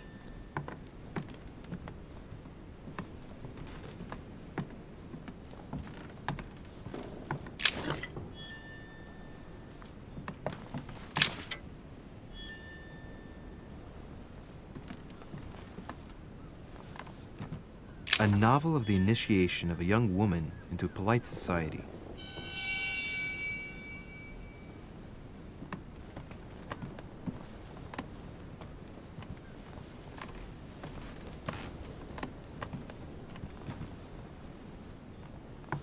June 11th, 1791.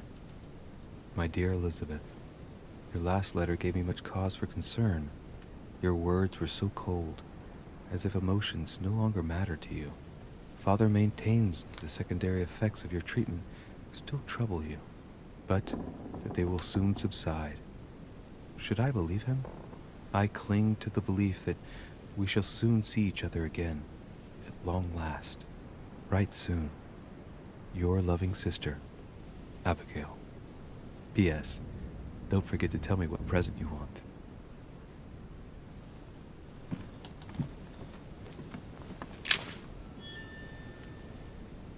August 24th, 1792.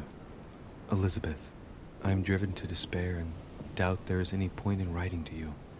I'm not even sure you'll receive my letters. Father controls my correspondence more and more. I am certain he filters our exchanges. Thankfully, one of the chambermaids is able to help me get my letters to you. But they still remain unanswered. I often think about you and pray every day to be able to hold you tight. We have so much time to make up. I beg you, answer me, please. Your loving sister, Abigail. P.S. That horrible woman came again yesterday. She spent a long time speaking with Father. I didn't understand everything because they spoke in French, but I'm sure they were talking about you. August 24th. June 11th, 1791. June 11th, 1791. 3rd of November, 1791. My dear sister, the cancellation of our reunion hit me like a stab to the heart. Father told me it was for your well-being, but I can't help but blame him. He claims that your condition has worsened and that it could be dangerous for both of us if we met. If only I knew where you were, believe me, I'd be at your side. I haven't received any news from you in a long time. Please write. Your loving sister, Abigail. P.S. I hope you like the enclosed talisman.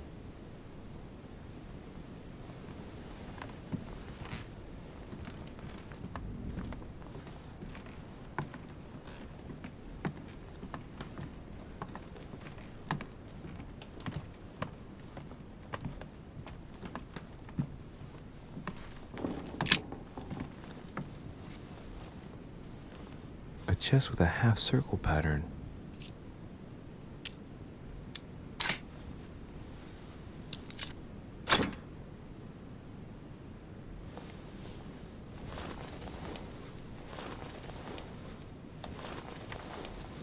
An untutored hand copied these notes.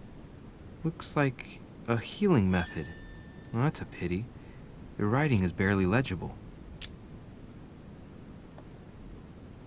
The note suggests binding the feet and hands, then blocking the jaws using a piece of cloth to prevent the tongue from being sectioned. That looks like a method to control an epileptic fit. I wonder if Elizabeth is the one being treated for that illness. Feet and hands are bound. A piece of cloth in the mouth prevents the tongue from being sectioned. It looks like preparation for an exorcism. Is Elizabeth really possessed?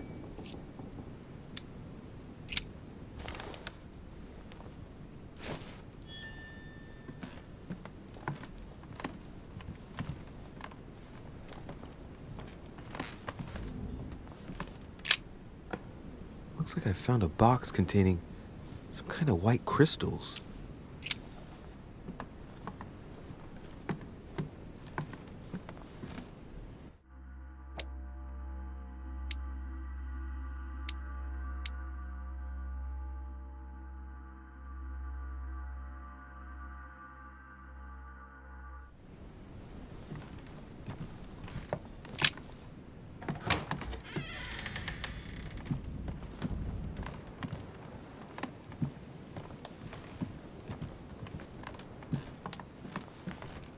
President George Washington.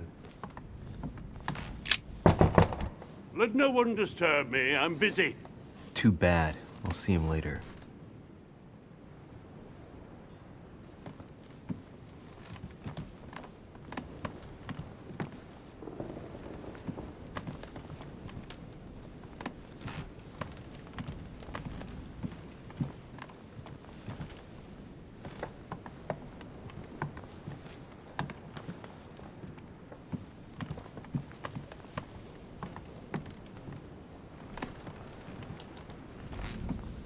Monseigneur, His Eminence Cardinal Piaggi.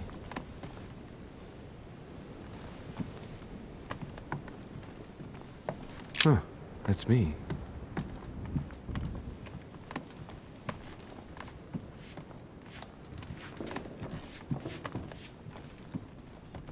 Duke Manuel Godoy.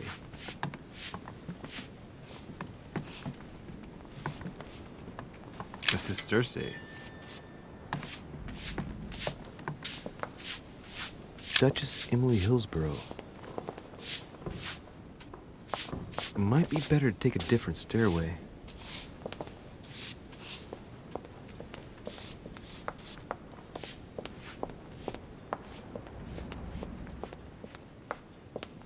Sir Jacques Perru.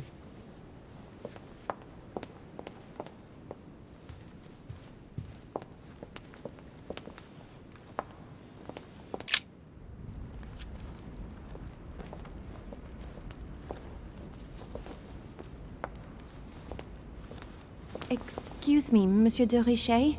I really need to talk to you. Is this about last night? No, that was just a misunderstanding. I'm sure it was a little bit my fault, too. There's no excuse for that man's horrible behavior. You ought to tell Sir Holmes. Look, The only thing that I care about is that I've lost something precious. I'm not worried about Jacques Peru.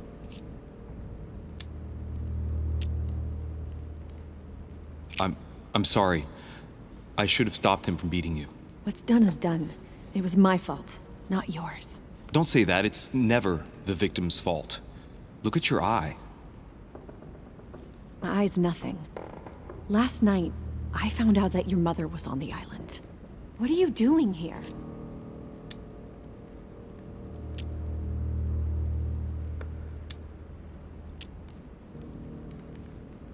My mother came here to do business with Lord Mortimer, but she seems to have gone missing.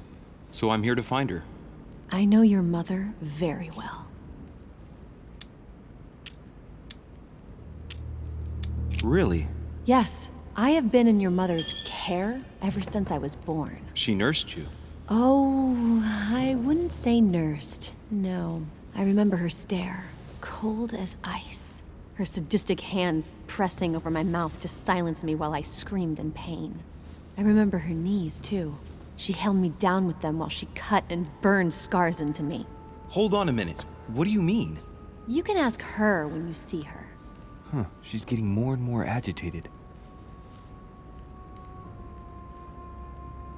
Look, I've got to go. Wait.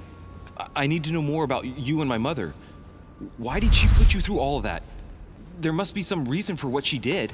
What's the point of rubbing salt in the wounds?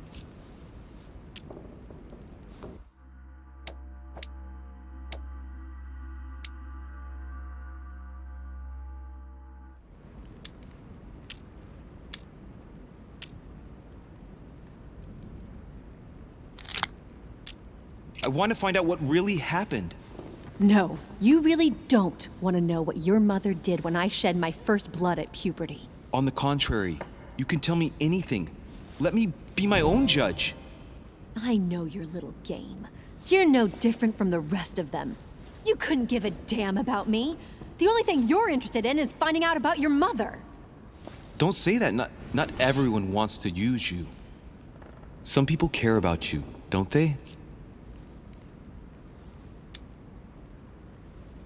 Haven't you got a sister?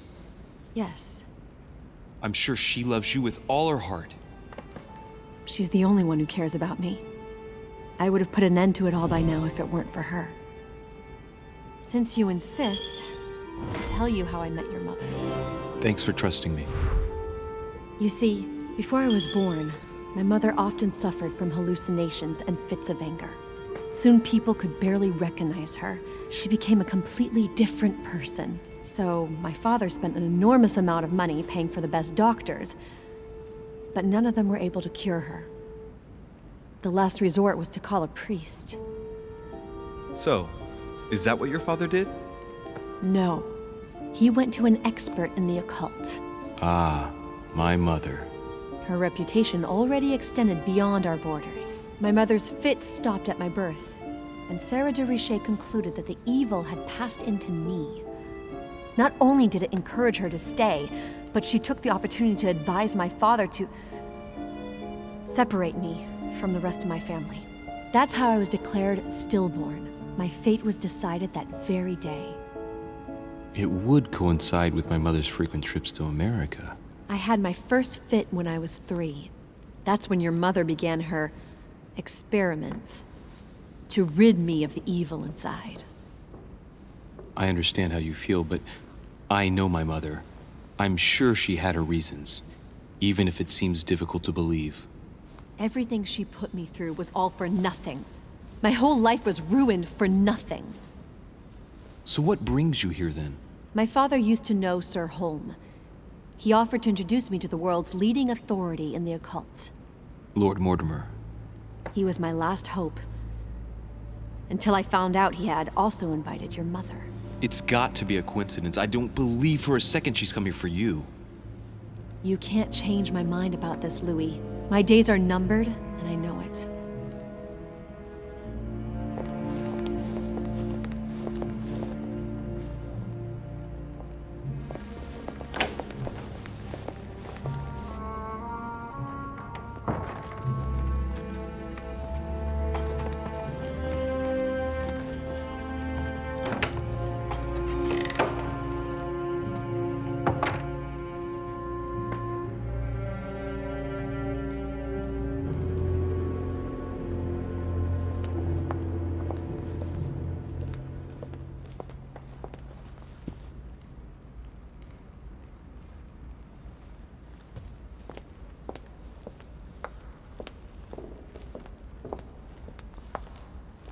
What can I do for you, sir?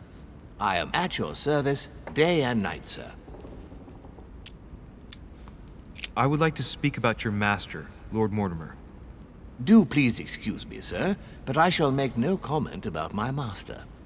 Is there anything else that sir would like to know?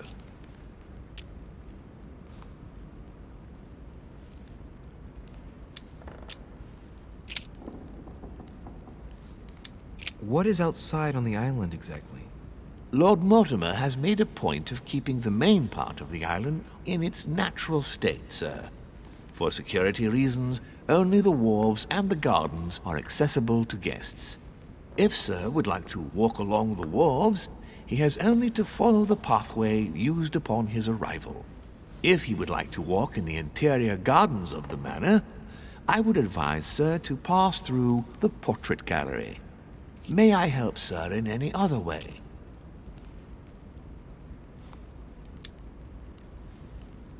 Yes. Can you briefly describe the ground floor, please?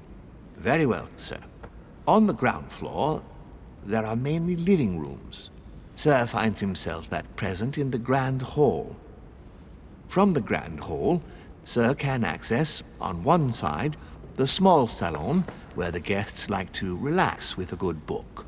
From there, sir can access the conference room, which is closed at present for preparations.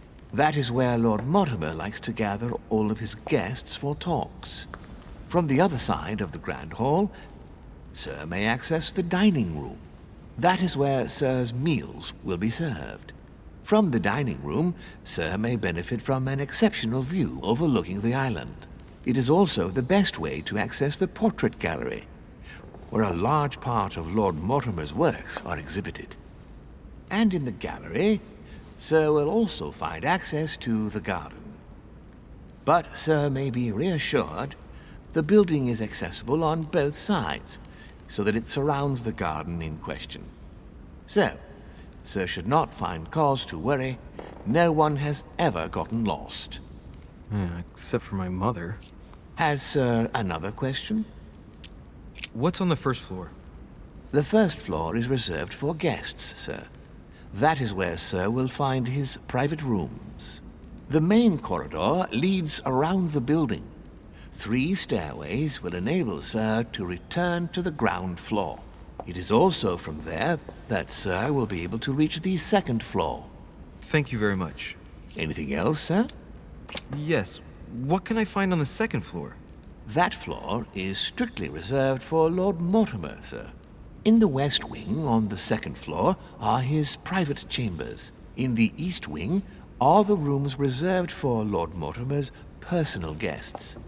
At the moment, these rooms are reserved for Sir Holmes, sir. But only authorized guests may access that area. Does sir have any more questions? As I was unable to bring my personal effects with me, I was wondering if you could find me a few items. Of course, sir.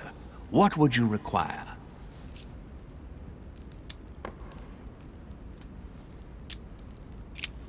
What's that book you're hiding in your jacket?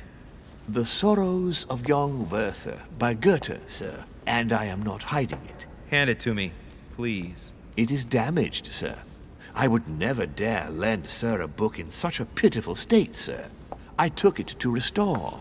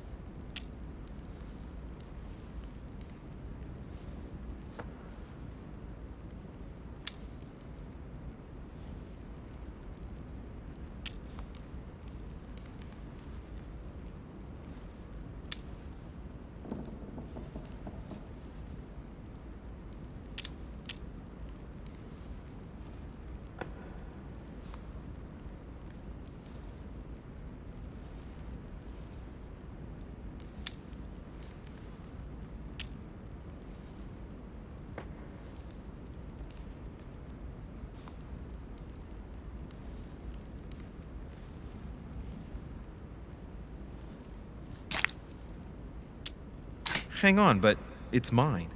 Beg pardon, sir? It's my book. I'm telling you, it's my book. With all due respect, sir, I hope sir will understand that I have doubts. You see, I found it in Lord Mortimer's library. Huh. There you are, then. That's exactly where I left it. I am quite put out, sir. I don't know what to say. In that case, I suggest you say nothing and hand it over.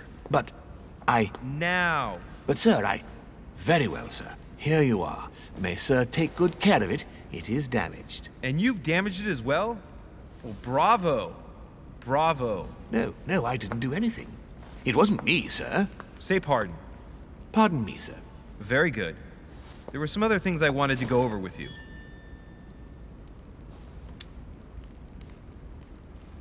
My good fellow, would you have any amber available? I would, but unfortunately, I don't think I am authorized to give it out, sir. I believe it is a precious stone.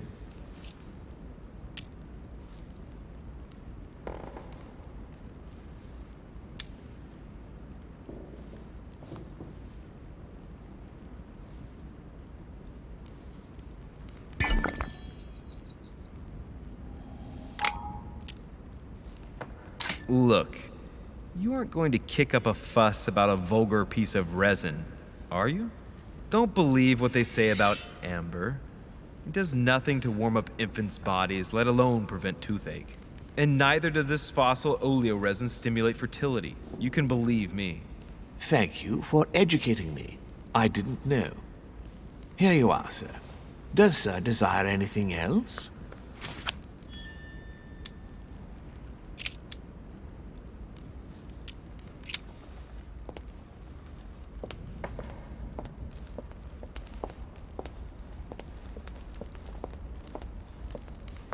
Pound.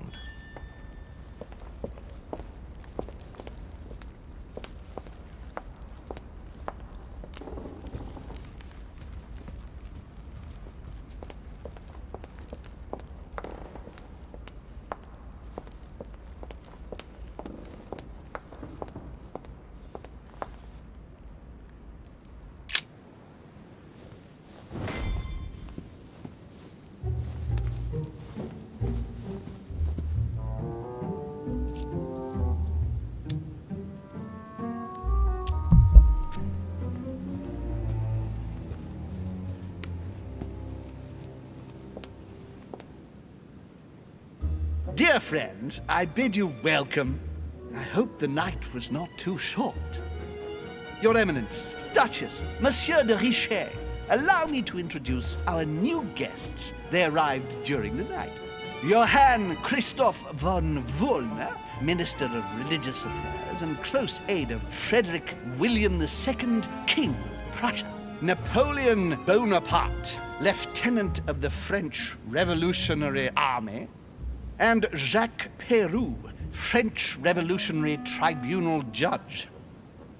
Unfortunately, my friends, Lord Mortimer will not be joining us this morning, but he should be with us later. So, let us begin. What is Mortimer playing at? He tells me to come urgently and he sends no one to meet me? That's right, yes. Thank you again for the wine, Your Eminence. It is served every day at the king's table. I am delighted to hear it. Volner and Piaggi seem to be getting along well. And right he was too. And you haven't seen anything yet. Surprising when you know Volner prohibited religious practices in Prussia. Renowned member of the Rose Croix Order, former Freemason, and great lover of alchemy. And look at Piaggi fawning over him. I really do have a problem digesting political protocol. My dear Johann, how are you? Glad to make landfall at last. And yourself? Very well. And your husband? He's poorly. The French Revolution gives him terrible headaches. Oh, I understand. I shall feel better too, as soon as the situation is settled. If by chance the French crisis is emulated in Berlin, there will always be a refuge for you in London, my dear. Your offer does you honor, Emily. But London is much closer to Paris than Berlin. Beware. The French are capable of sailing up the Thames straight to the Houses of Parliament. Oh, my friend, I am shaking in my clogs.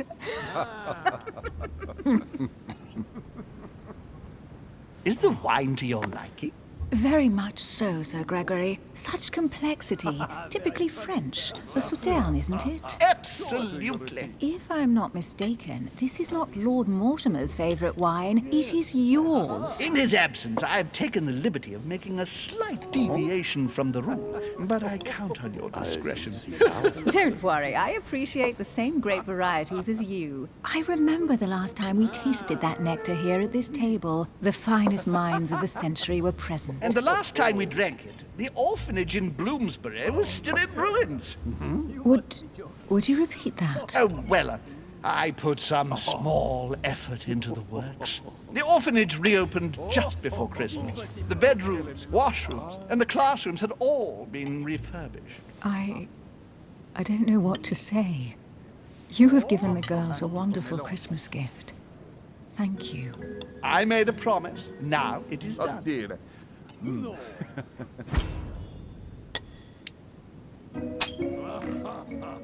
It's the first time I've ever seen her so moved. Just mentioning that orphanage broke right through Emily's hard shell.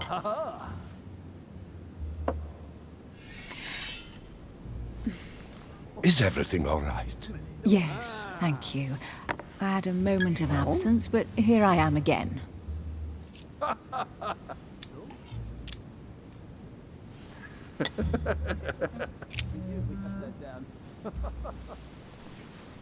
What do you think of Volner? The Prussian king is his puppet. I find it hard to believe the king of Prussia is so weak. Be careful. Volner is as influential as he is dangerous. You seem to know each other well. We used to work together. I see.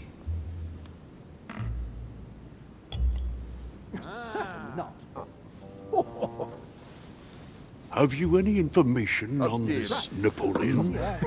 Wonders. Don't trouble yourself. Lord Mortimer has invited Napoleon along to negotiate an important commercial venture. Nothing strange about that. And the Golden Order is somehow involved. What? Our order? Are you sure? That's what I read in the letter from Mortimer to Napoleon. This information is important. Thank you, Louis. Yes, I heard the news. Monsieur de Richet? It would seem we have common interests. Could we speak in private, please? Please, go ahead. What do you want to know? Right.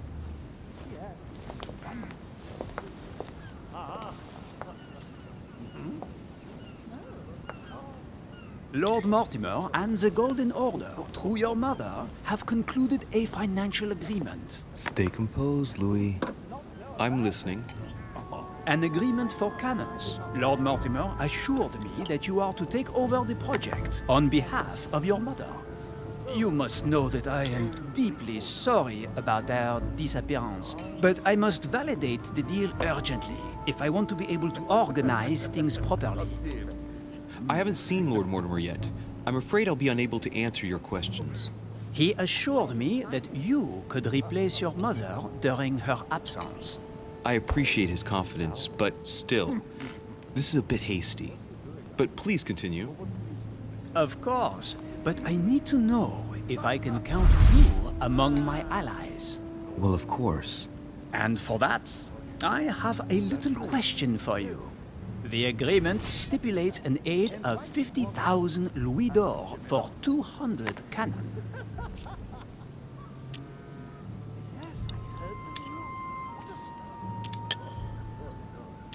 Surely such an amount will buy twice as many cannons. Don't try to pull a fast one on me. We're both young, but we are not naive. Please don't be offended. I just wanted to make sure you knew what you were talking about. And I am reassured. I have one last question I would like to pose to you. We don't know each other yet, you and I. And I need to make sure that we both share the same vision for the future of France.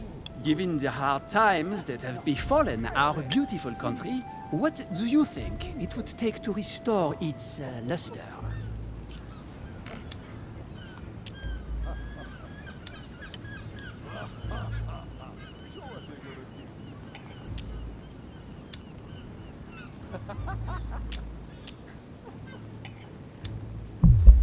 Let the people make their own choices. You are joking, I hope. The people are simply not capable of taking charge, don't you see? They are an uneducated mob who react on the spur of the moment, incapable of providing a coherent vision for the good of the country.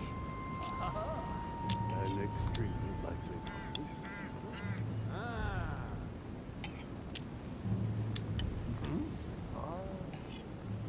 I think what France is lacking today is a truly strong leader ready to govern her.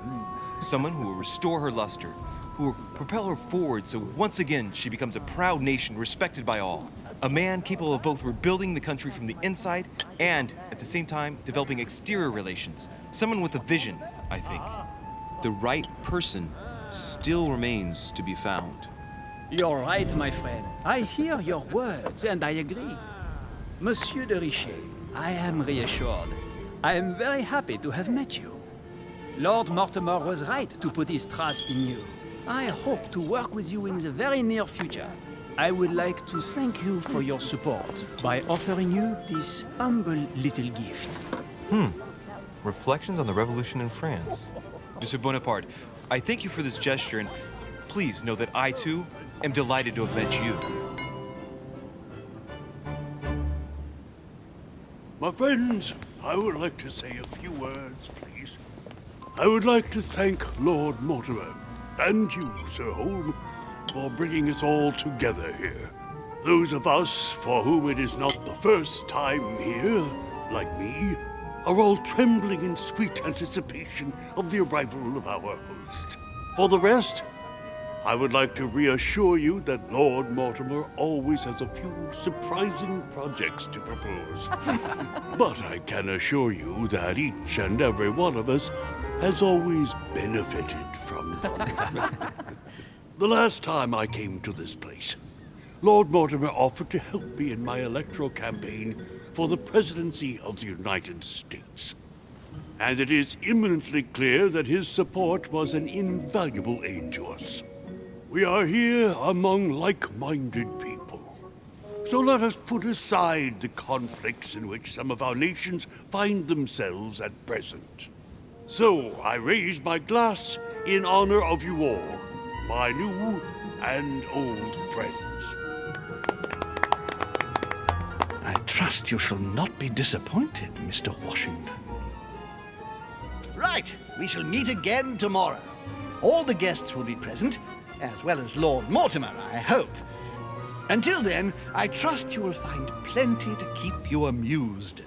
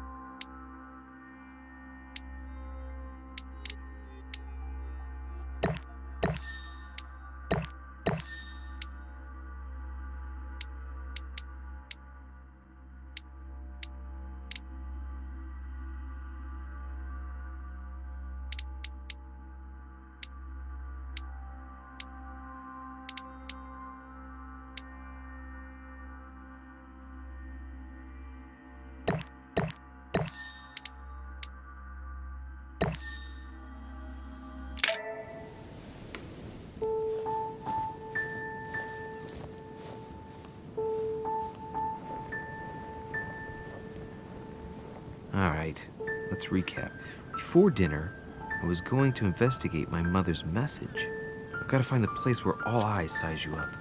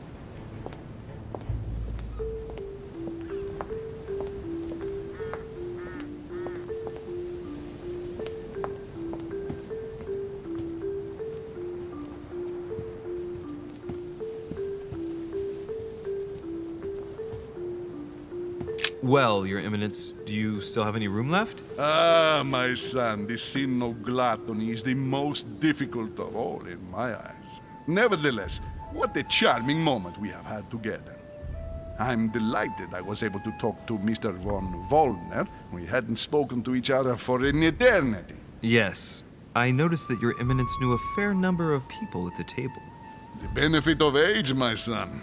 This isn't my first invitation to Lord Mortimer's. You will see, it's the perfect place to make new friends. Indeed, I noticed that you and Mr. Bonaparte had already begun. Ah, I adapt quickly to local customs. It's what I was taught. And you are right to do so, my son. But tell me, have you had any news of your mother since your arrival?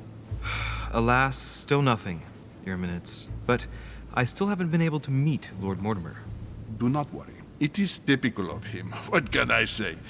Lord Mortimer is a very busy man. I should think you are beginning to worry. To tell you the truth, not really. You are right. Be positive. Perhaps Sarah is in the company of Lord Mortimer, and they will both turn up shortly. But while I have you with me, I have a question for you. Go ahead, Louis. What can I do for you? As I haven't visited all the manor yet, I wondered if you hadn't seen a Medusa by any chance. I beg your pardon?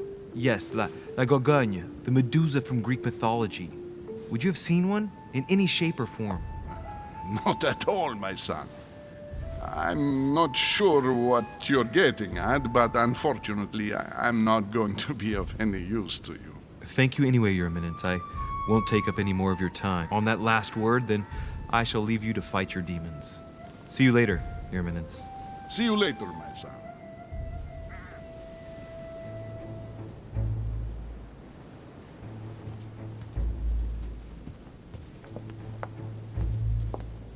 Dining on ham. Well, that's very appetizing.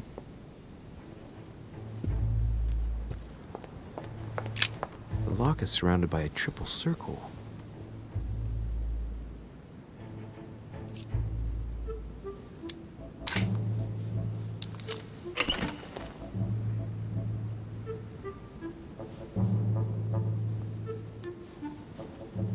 I have no space left.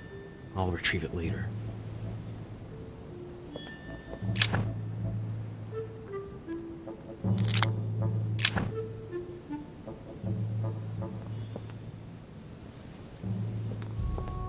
I have no space left. I'll retrieve it later.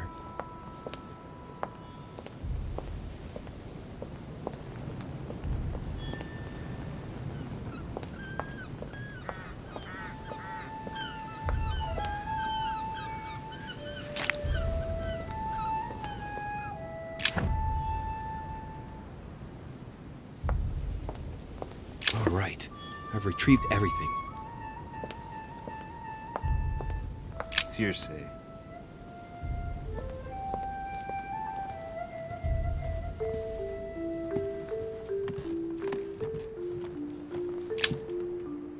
Amber crystals.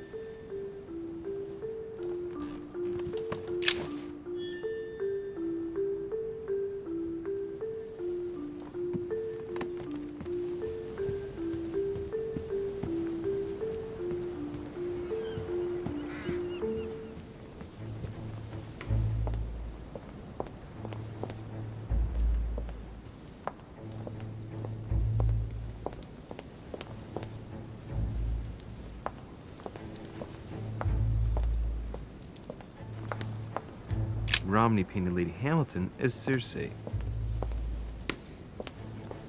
Circe preparing wine. What better trap for Ulysses?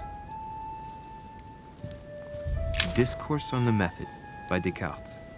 This book changed the way I looked at the world.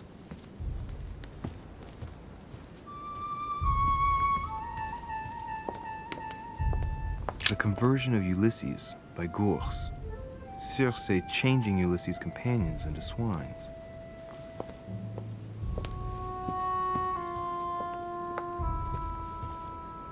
Circe turning Ulysses' companions back into humans.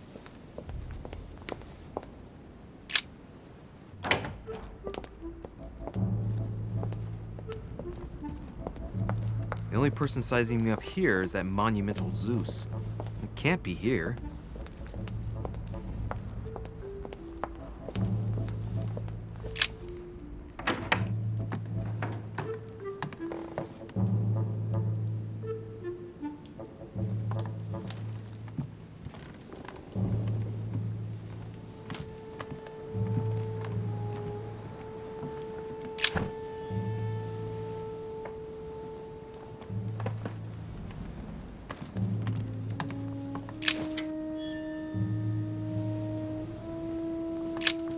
There's a pattern with 5 circles on this chest.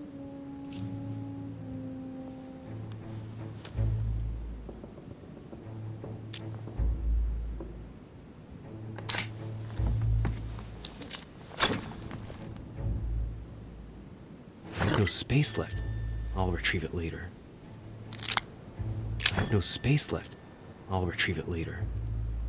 I have no space left. I'll retrieve it later.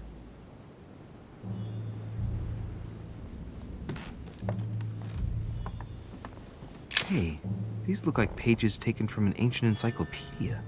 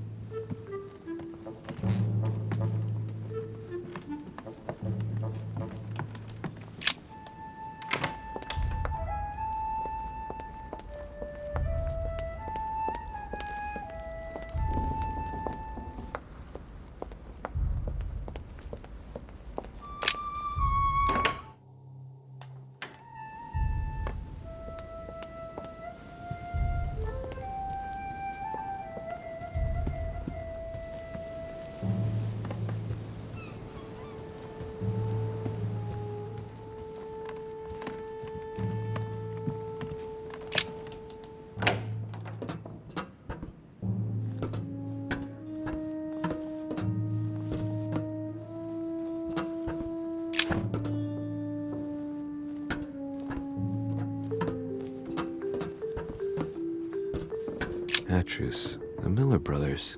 Mother expressly forbade me from reading it.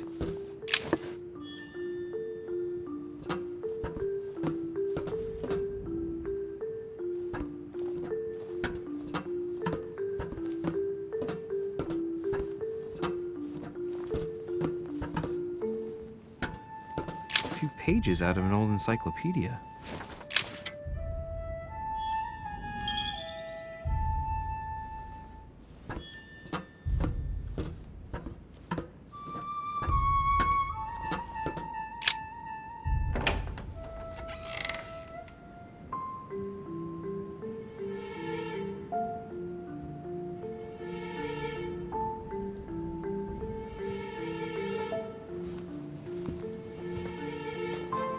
Where all eyes size you up. Chances are, that's the room my mother spoke of. And she also spoke of a Medusa. Should I go and try to find the creature now?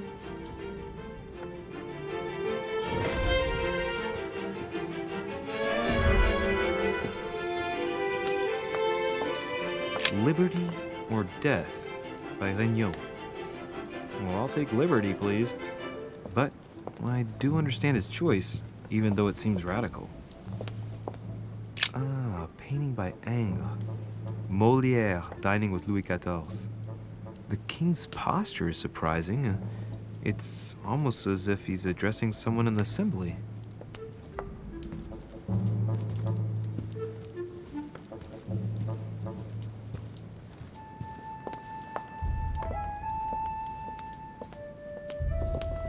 Celia.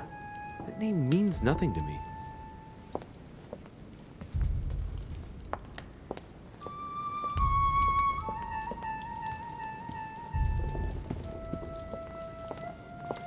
The Last Supper by Leonardo da Vinci. The last day before his crucifixion, Jesus announces that he will be betrayed by one of his disciples.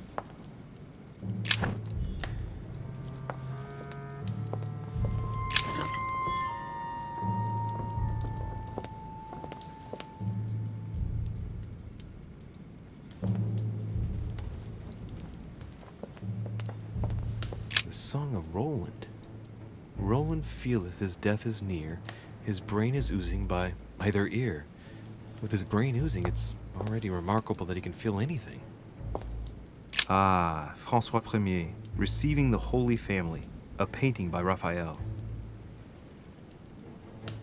A fragment of amber.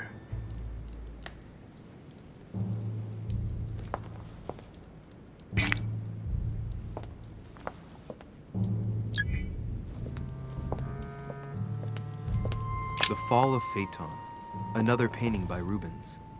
Poor Phaeton, struck by lightning for borrowing his father's chariot and losing control of it. Moral, don't steal Dad's chariot.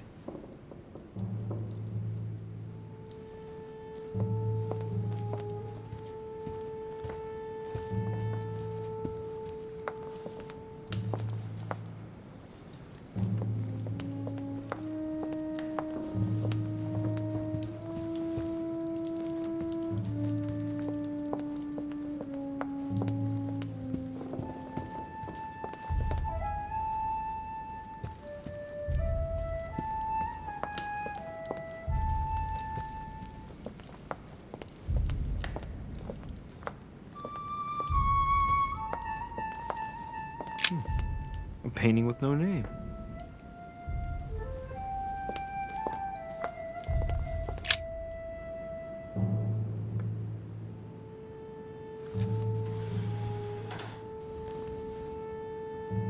I've got to find out what Mother was trying to do with her.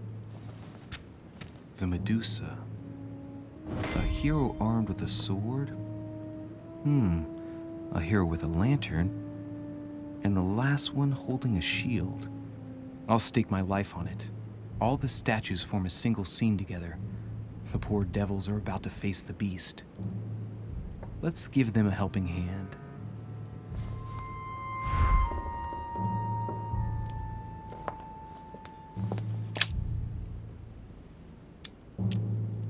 Devil's Thorn.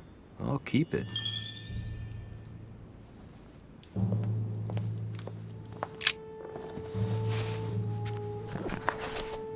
The Origin of Myths, a reinterpretation of legendary creatures. Just what I need. The text is in French on the left-hand page and in Latin on the right hand. Let's find the chapter on the Medusa. Hang on. This version is significantly different from the regular one. It recounts how men have always belittled women in society. Harpies, mermaids, the chimera, the hydra, the gorgons. Ah, the section on the Medusa.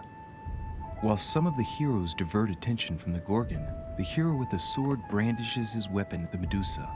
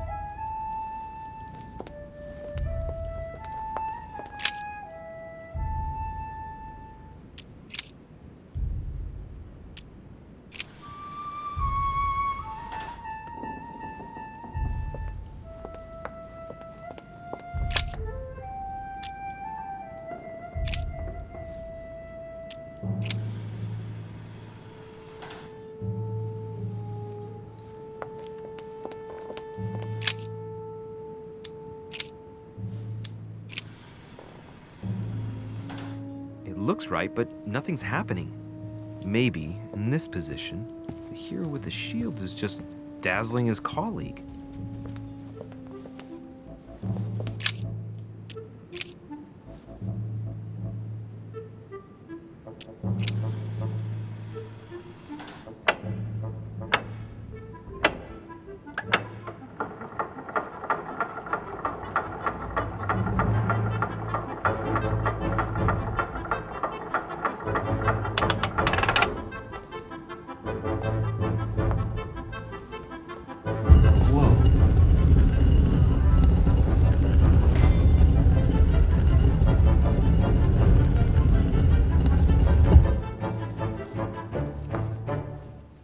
Ah!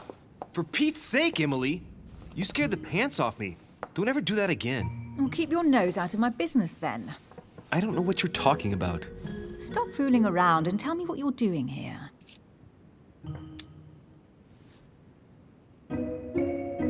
I've discovered a hidden message from my mother. She explains how to find the secret room. Something must have attracted her here, so I've come to check it out. And you? What brings you here? My, you're curious. Let me guess. Go on then, impress me.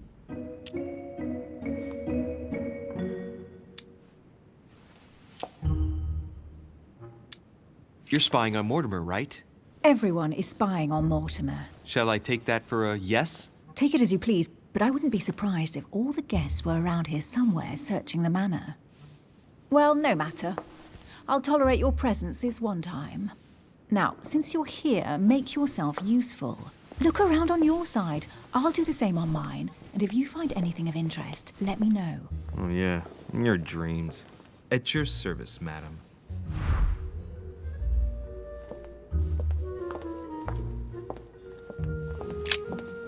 I found an amazing ring.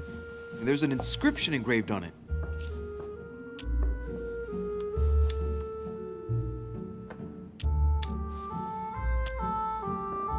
Emily, when I see that ring, I can no longer hold back my feelings for you. Oh, stop it. You're being ridiculous. What do you mean? I was just about to get down on one knee.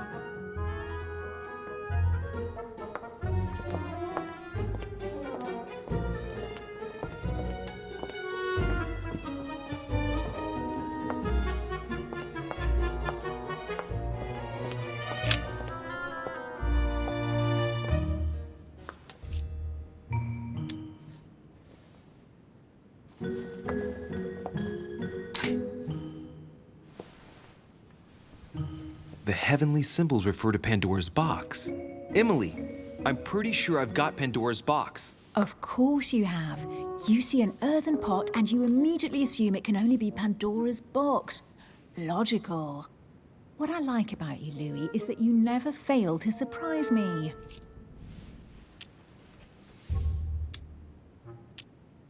Emily, what if I open the jar? Would that then make man responsible for all the evils? Try. It'll make a change. All right, can we move on now? I do love your irony, but honestly, are you ever impressed by anything you see? By a chamber pot? No, you really do need to do better than that.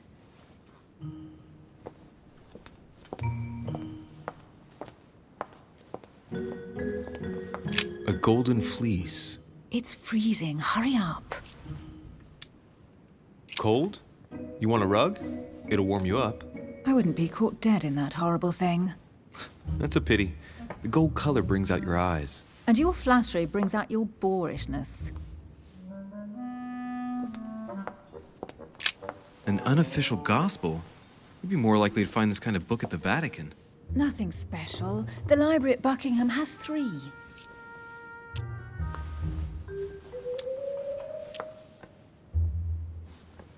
The Gospel According to Judas, or How to Crucify Jesus as Part of God's Plan.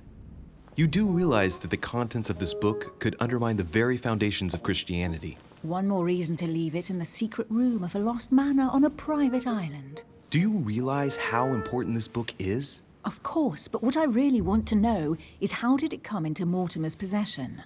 I was thinking the same thing about all the paintings and sculptures in the manor.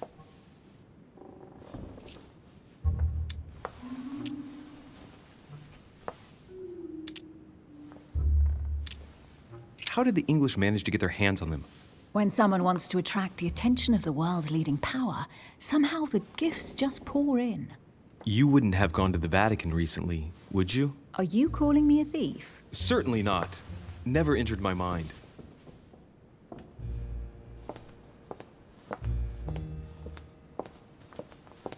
Hey, Mortimer's the author of this work. It talks about his passion for art. An old sesterce from Roman Gaul.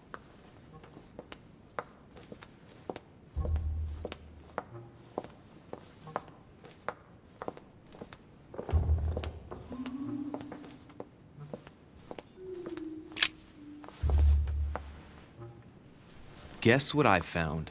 The Holy Grail. Older than that. A piece of Noah's Ark. Not that old.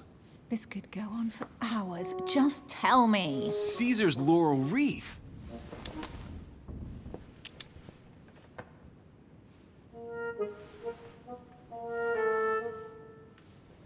The workmanship on this crown is amazing. The finesse of the gold laurel leaves is beautiful. A crown worthy of an emperor.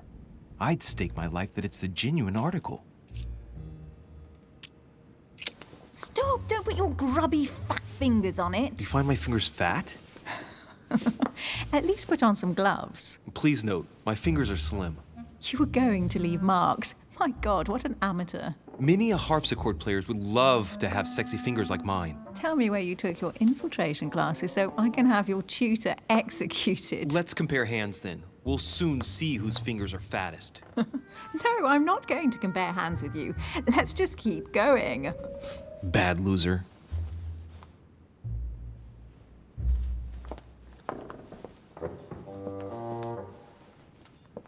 Well, looks like a pamphlet on different political regimes, written by Mortimer himself.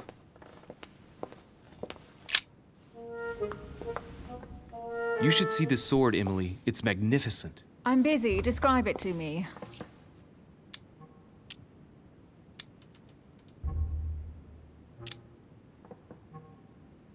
Brass quillons and knobs. A beautiful cruciform line. Judging by the wear and the technique used to forge it, this sword dates back to the Crusades, and it must have belonged to a wealthy knight. There's a date. MCXC, 1190.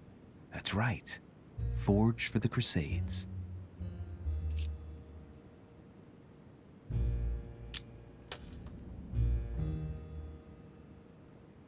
I think this is Excalibur, King Arthur's sword. I've always dreamt of drawing it from the stone. How sweet, you're still clinging to your boyhood dreams. When you finished playing, maybe you can help me search the place?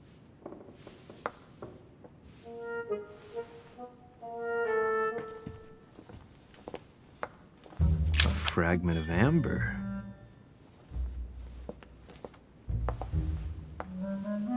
Here's something interesting. A manor in Maine, hundreds of acres of land in Catalonia, properties in Shanghai. Incredible. Some of these deeds are over 600 years old, and all signed by the hand of Mortimer. I wonder if that's what inspired my mother's attention. How come all these documents have Mortimer's signature on them? Do you think all these properties really belong to him?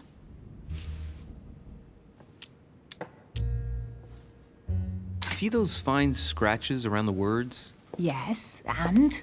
The ink barely spreads on the paper. It spreads exactly the same way on the signature. The deed was written using the same ink. If it is a fake, then it's a professional job.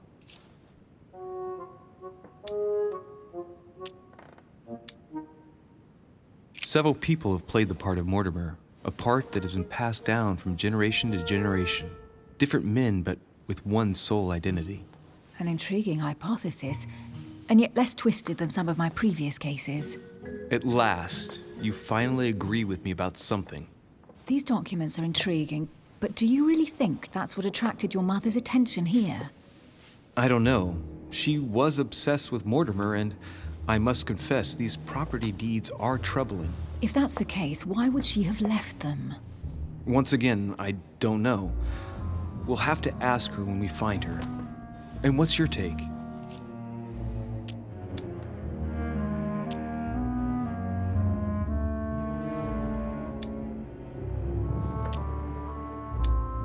Mortimer's collection is unique, isn't it? That's an understatement. No doubt he has a major passion for history and fine art, or getting gifts. If each time Mortimer does someone a favor, they reward him with a priceless gift, that means he must have helped nearly everybody in the world. I wonder why my mother didn't make it clear what she was interested in here. She didn't have time to write it down, or maybe she wasn't sure of what she was looking for. Or she wanted to protect her discoveries. It's disturbing. You'll just have to search the rest of the room. Maybe you'll find something.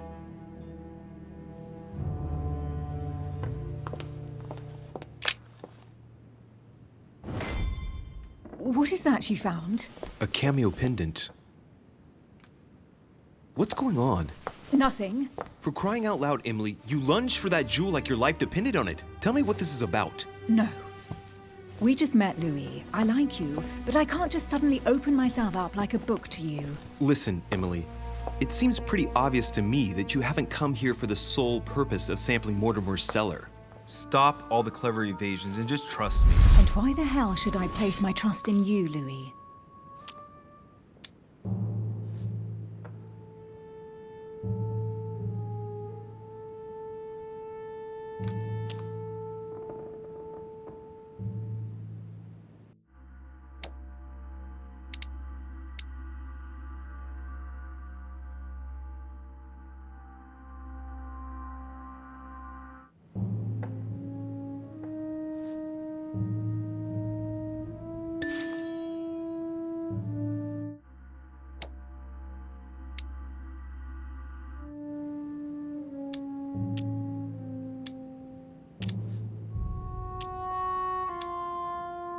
When are you going to understand that I just want to help you? What do you expect? That I'll fall into your arms and say yes to everything you want? What are you talking about? I'm only asking you to trust me a little. If only on principle, as a member of the Golden Order, for example. I'll admit you are fairly reliable. That's it? I was expecting more. Well, I'm prepared to trust you when it comes to choosing a French cheese. But I've nothing to gain by confiding in you any further than that. Nothing to gain? Damn it, Emily! I'm only trying to help you. Stop needing to gain something all the time. Because you think I need help? Just like everyone. You have your strengths and your weaknesses. And there's no use pretending otherwise. Ha! And I bet you found out where I'm weak, haven't you?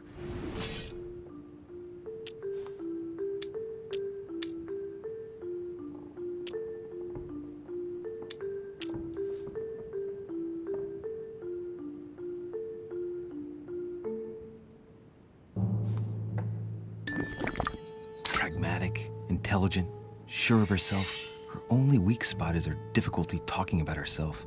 I don't know much about your past, but I'm guessing you had to get by on your own for much of your life. It might have closed you off, and that can be a disadvantage. It might be time for you to open up and risk a little trust. Not every man you meet wants to hurt you. Yes, you may be right. I might have some weaknesses, but I don't need your help to overcome them. And I'm simply not contemplating collaborating with anyone at this time. Do you understand?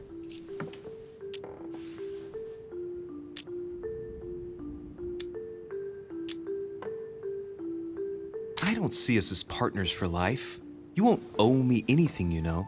It doesn't commit you to anything after all. All right, you've gone to a lot of trouble. You deserve an answer. I already have a work partner. I know my weaknesses. I don't doubt that your abilities will be of use to me. But I already have all that, thanks to my teammate. Is there any chance you might tell me who he is? No, I've already said too much. Consider yourself lucky I've even given you this much. It's extremely rare, believe me. Come on, don't stop now that you've come this far.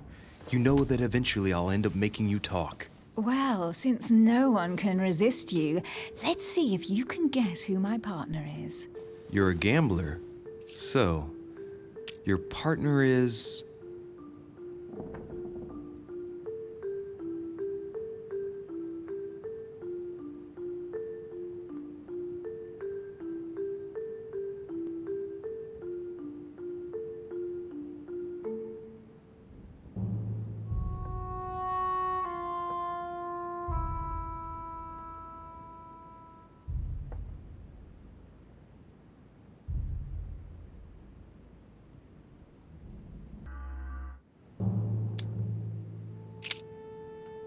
your sister. She's your partner. She's the one you're looking for. Well, I am impressed. How the devil did you guess I had a sister? Virtually no one even knows. When it comes to getting results, you are very good, I grant you that. You deserve to know why the sight of the cameo pendant affected me so strongly. I thought it belonged to Emma, my twin sister. Oh. Now I get why you said you had a memory for two. Yes, you can't imagine to what extent, though. As children, everyone got us mixed up. So one day we decided to play along. Since then, we have become one and the same. We have officially erased the identity of my sister Emma. Emily Hillsborough. The woman with two faces. Clever. But isn't it complicated? How do you make it work? One of us has no existence in the outside world. We share everything. First for one, then for the other. We dress the same, wear the same makeup, we speak the same. We've learned to act as one. When we accept a mission, we both turn up. This time, though, she went ahead, and I was meant to wait for her on the mainland. She was meant to meet Sir Home and bring back the details so we could work out who would follow up. And there was a problem? She was supposed to return from Mortimer's 1 week ago. The boat turned up at Plymouth, but alas, no trace of my sister. Instead, a sailor passed me a message from home, notifying me of her sudden disappearance. So, my mother and your sister go missing just a few days apart. That's strange. Maybe their disappearances are linked. It's clearly a possibility, but up to now I haven't found a trace of either of them. None of this is very reassuring. By the way, Louis, now that you are in on the secret, you are obliged to keep it to yourself, or you will pay very dearly. Don't worry. Your secret is safe with me. It's time to leave.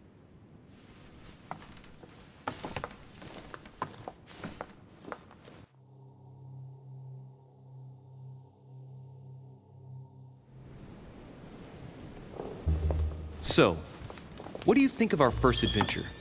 I must admit, it has been fun by your side. Same here.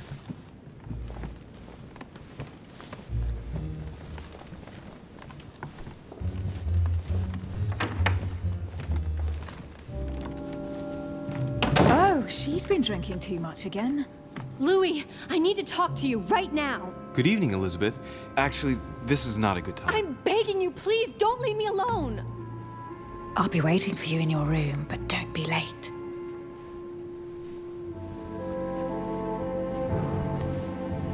I was sure there was a certain je ne sais quoi between us. Louis, we need to talk now. Otherwise, it'll be too late. Looks like Elizabeth really needs me, but if I start talking to her, for sure Emily won't wait for me. What should I do? Excuse me, Elizabeth, but some very urgent business has cropped up. We can speak tomorrow. No, Louis, don't leave me alone. They've come back. Good night, madam.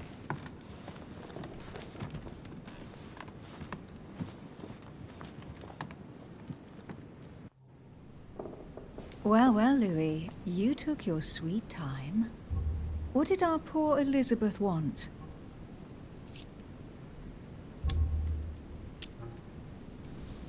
She probably wanted to chat more about my mother. Really? So Miss Adams is somehow linked to your mother? In a way, I guess she is. But I thought all of that could wait until tomorrow. That young girl seems very... Emily? Have I misunderstood something here? What are you doing in my room? And for a while now, the question has been nagging at me. And that explains why I now find you here, in my bed. Go ahead. Ask me the question that's been burning at your lips. I know your mother was here to meet someone, but I can't figure out who. Oh. So that's what's been hiding behind all this. We are both members of the Order, Louis. Let's try to be honest with each other. I have followed with great interest your affair in Paris, in connection with Mr. von Borchardt. You managed to steal something from him, if I'm not mistaken.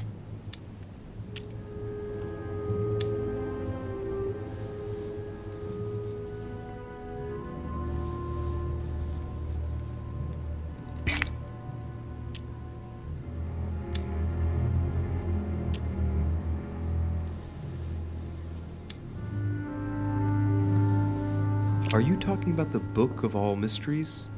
Al-Azif? That's right, Louis. A valuable bit of plunder, isn't it? Yeah. When we finally found it, we took it. And where is the book right now? Amazingly, it's right here. Mother took it with her when she came. This is quite fascinating. But just what did Sarah expect to accomplish here?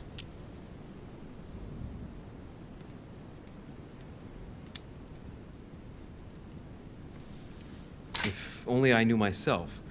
My mother always takes a sly pleasure in telling me as little as possible. Oh, poor little Louis. Your mother hides things from you. That's not very nice. No, it's not nice at all. And you? What were you supposed to do once the book was found? Give it to our sponsor, of course. Sir Gregory has more than one card up his sleeve. So you mean home is playing both sides? Right. Enough chatting. Come and join me instead.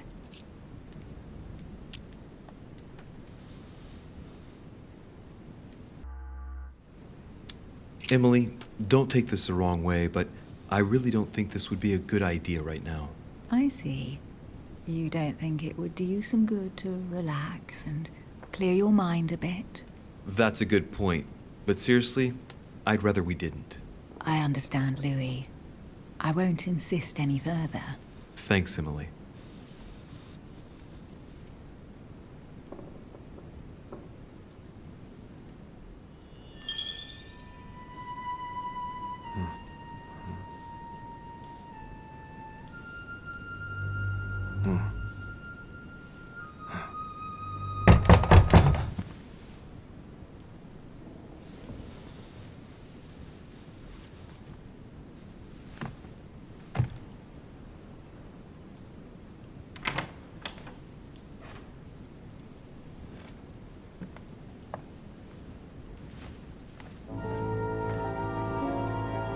Lord Mortimer? Monsieur de Richet, at last we meet.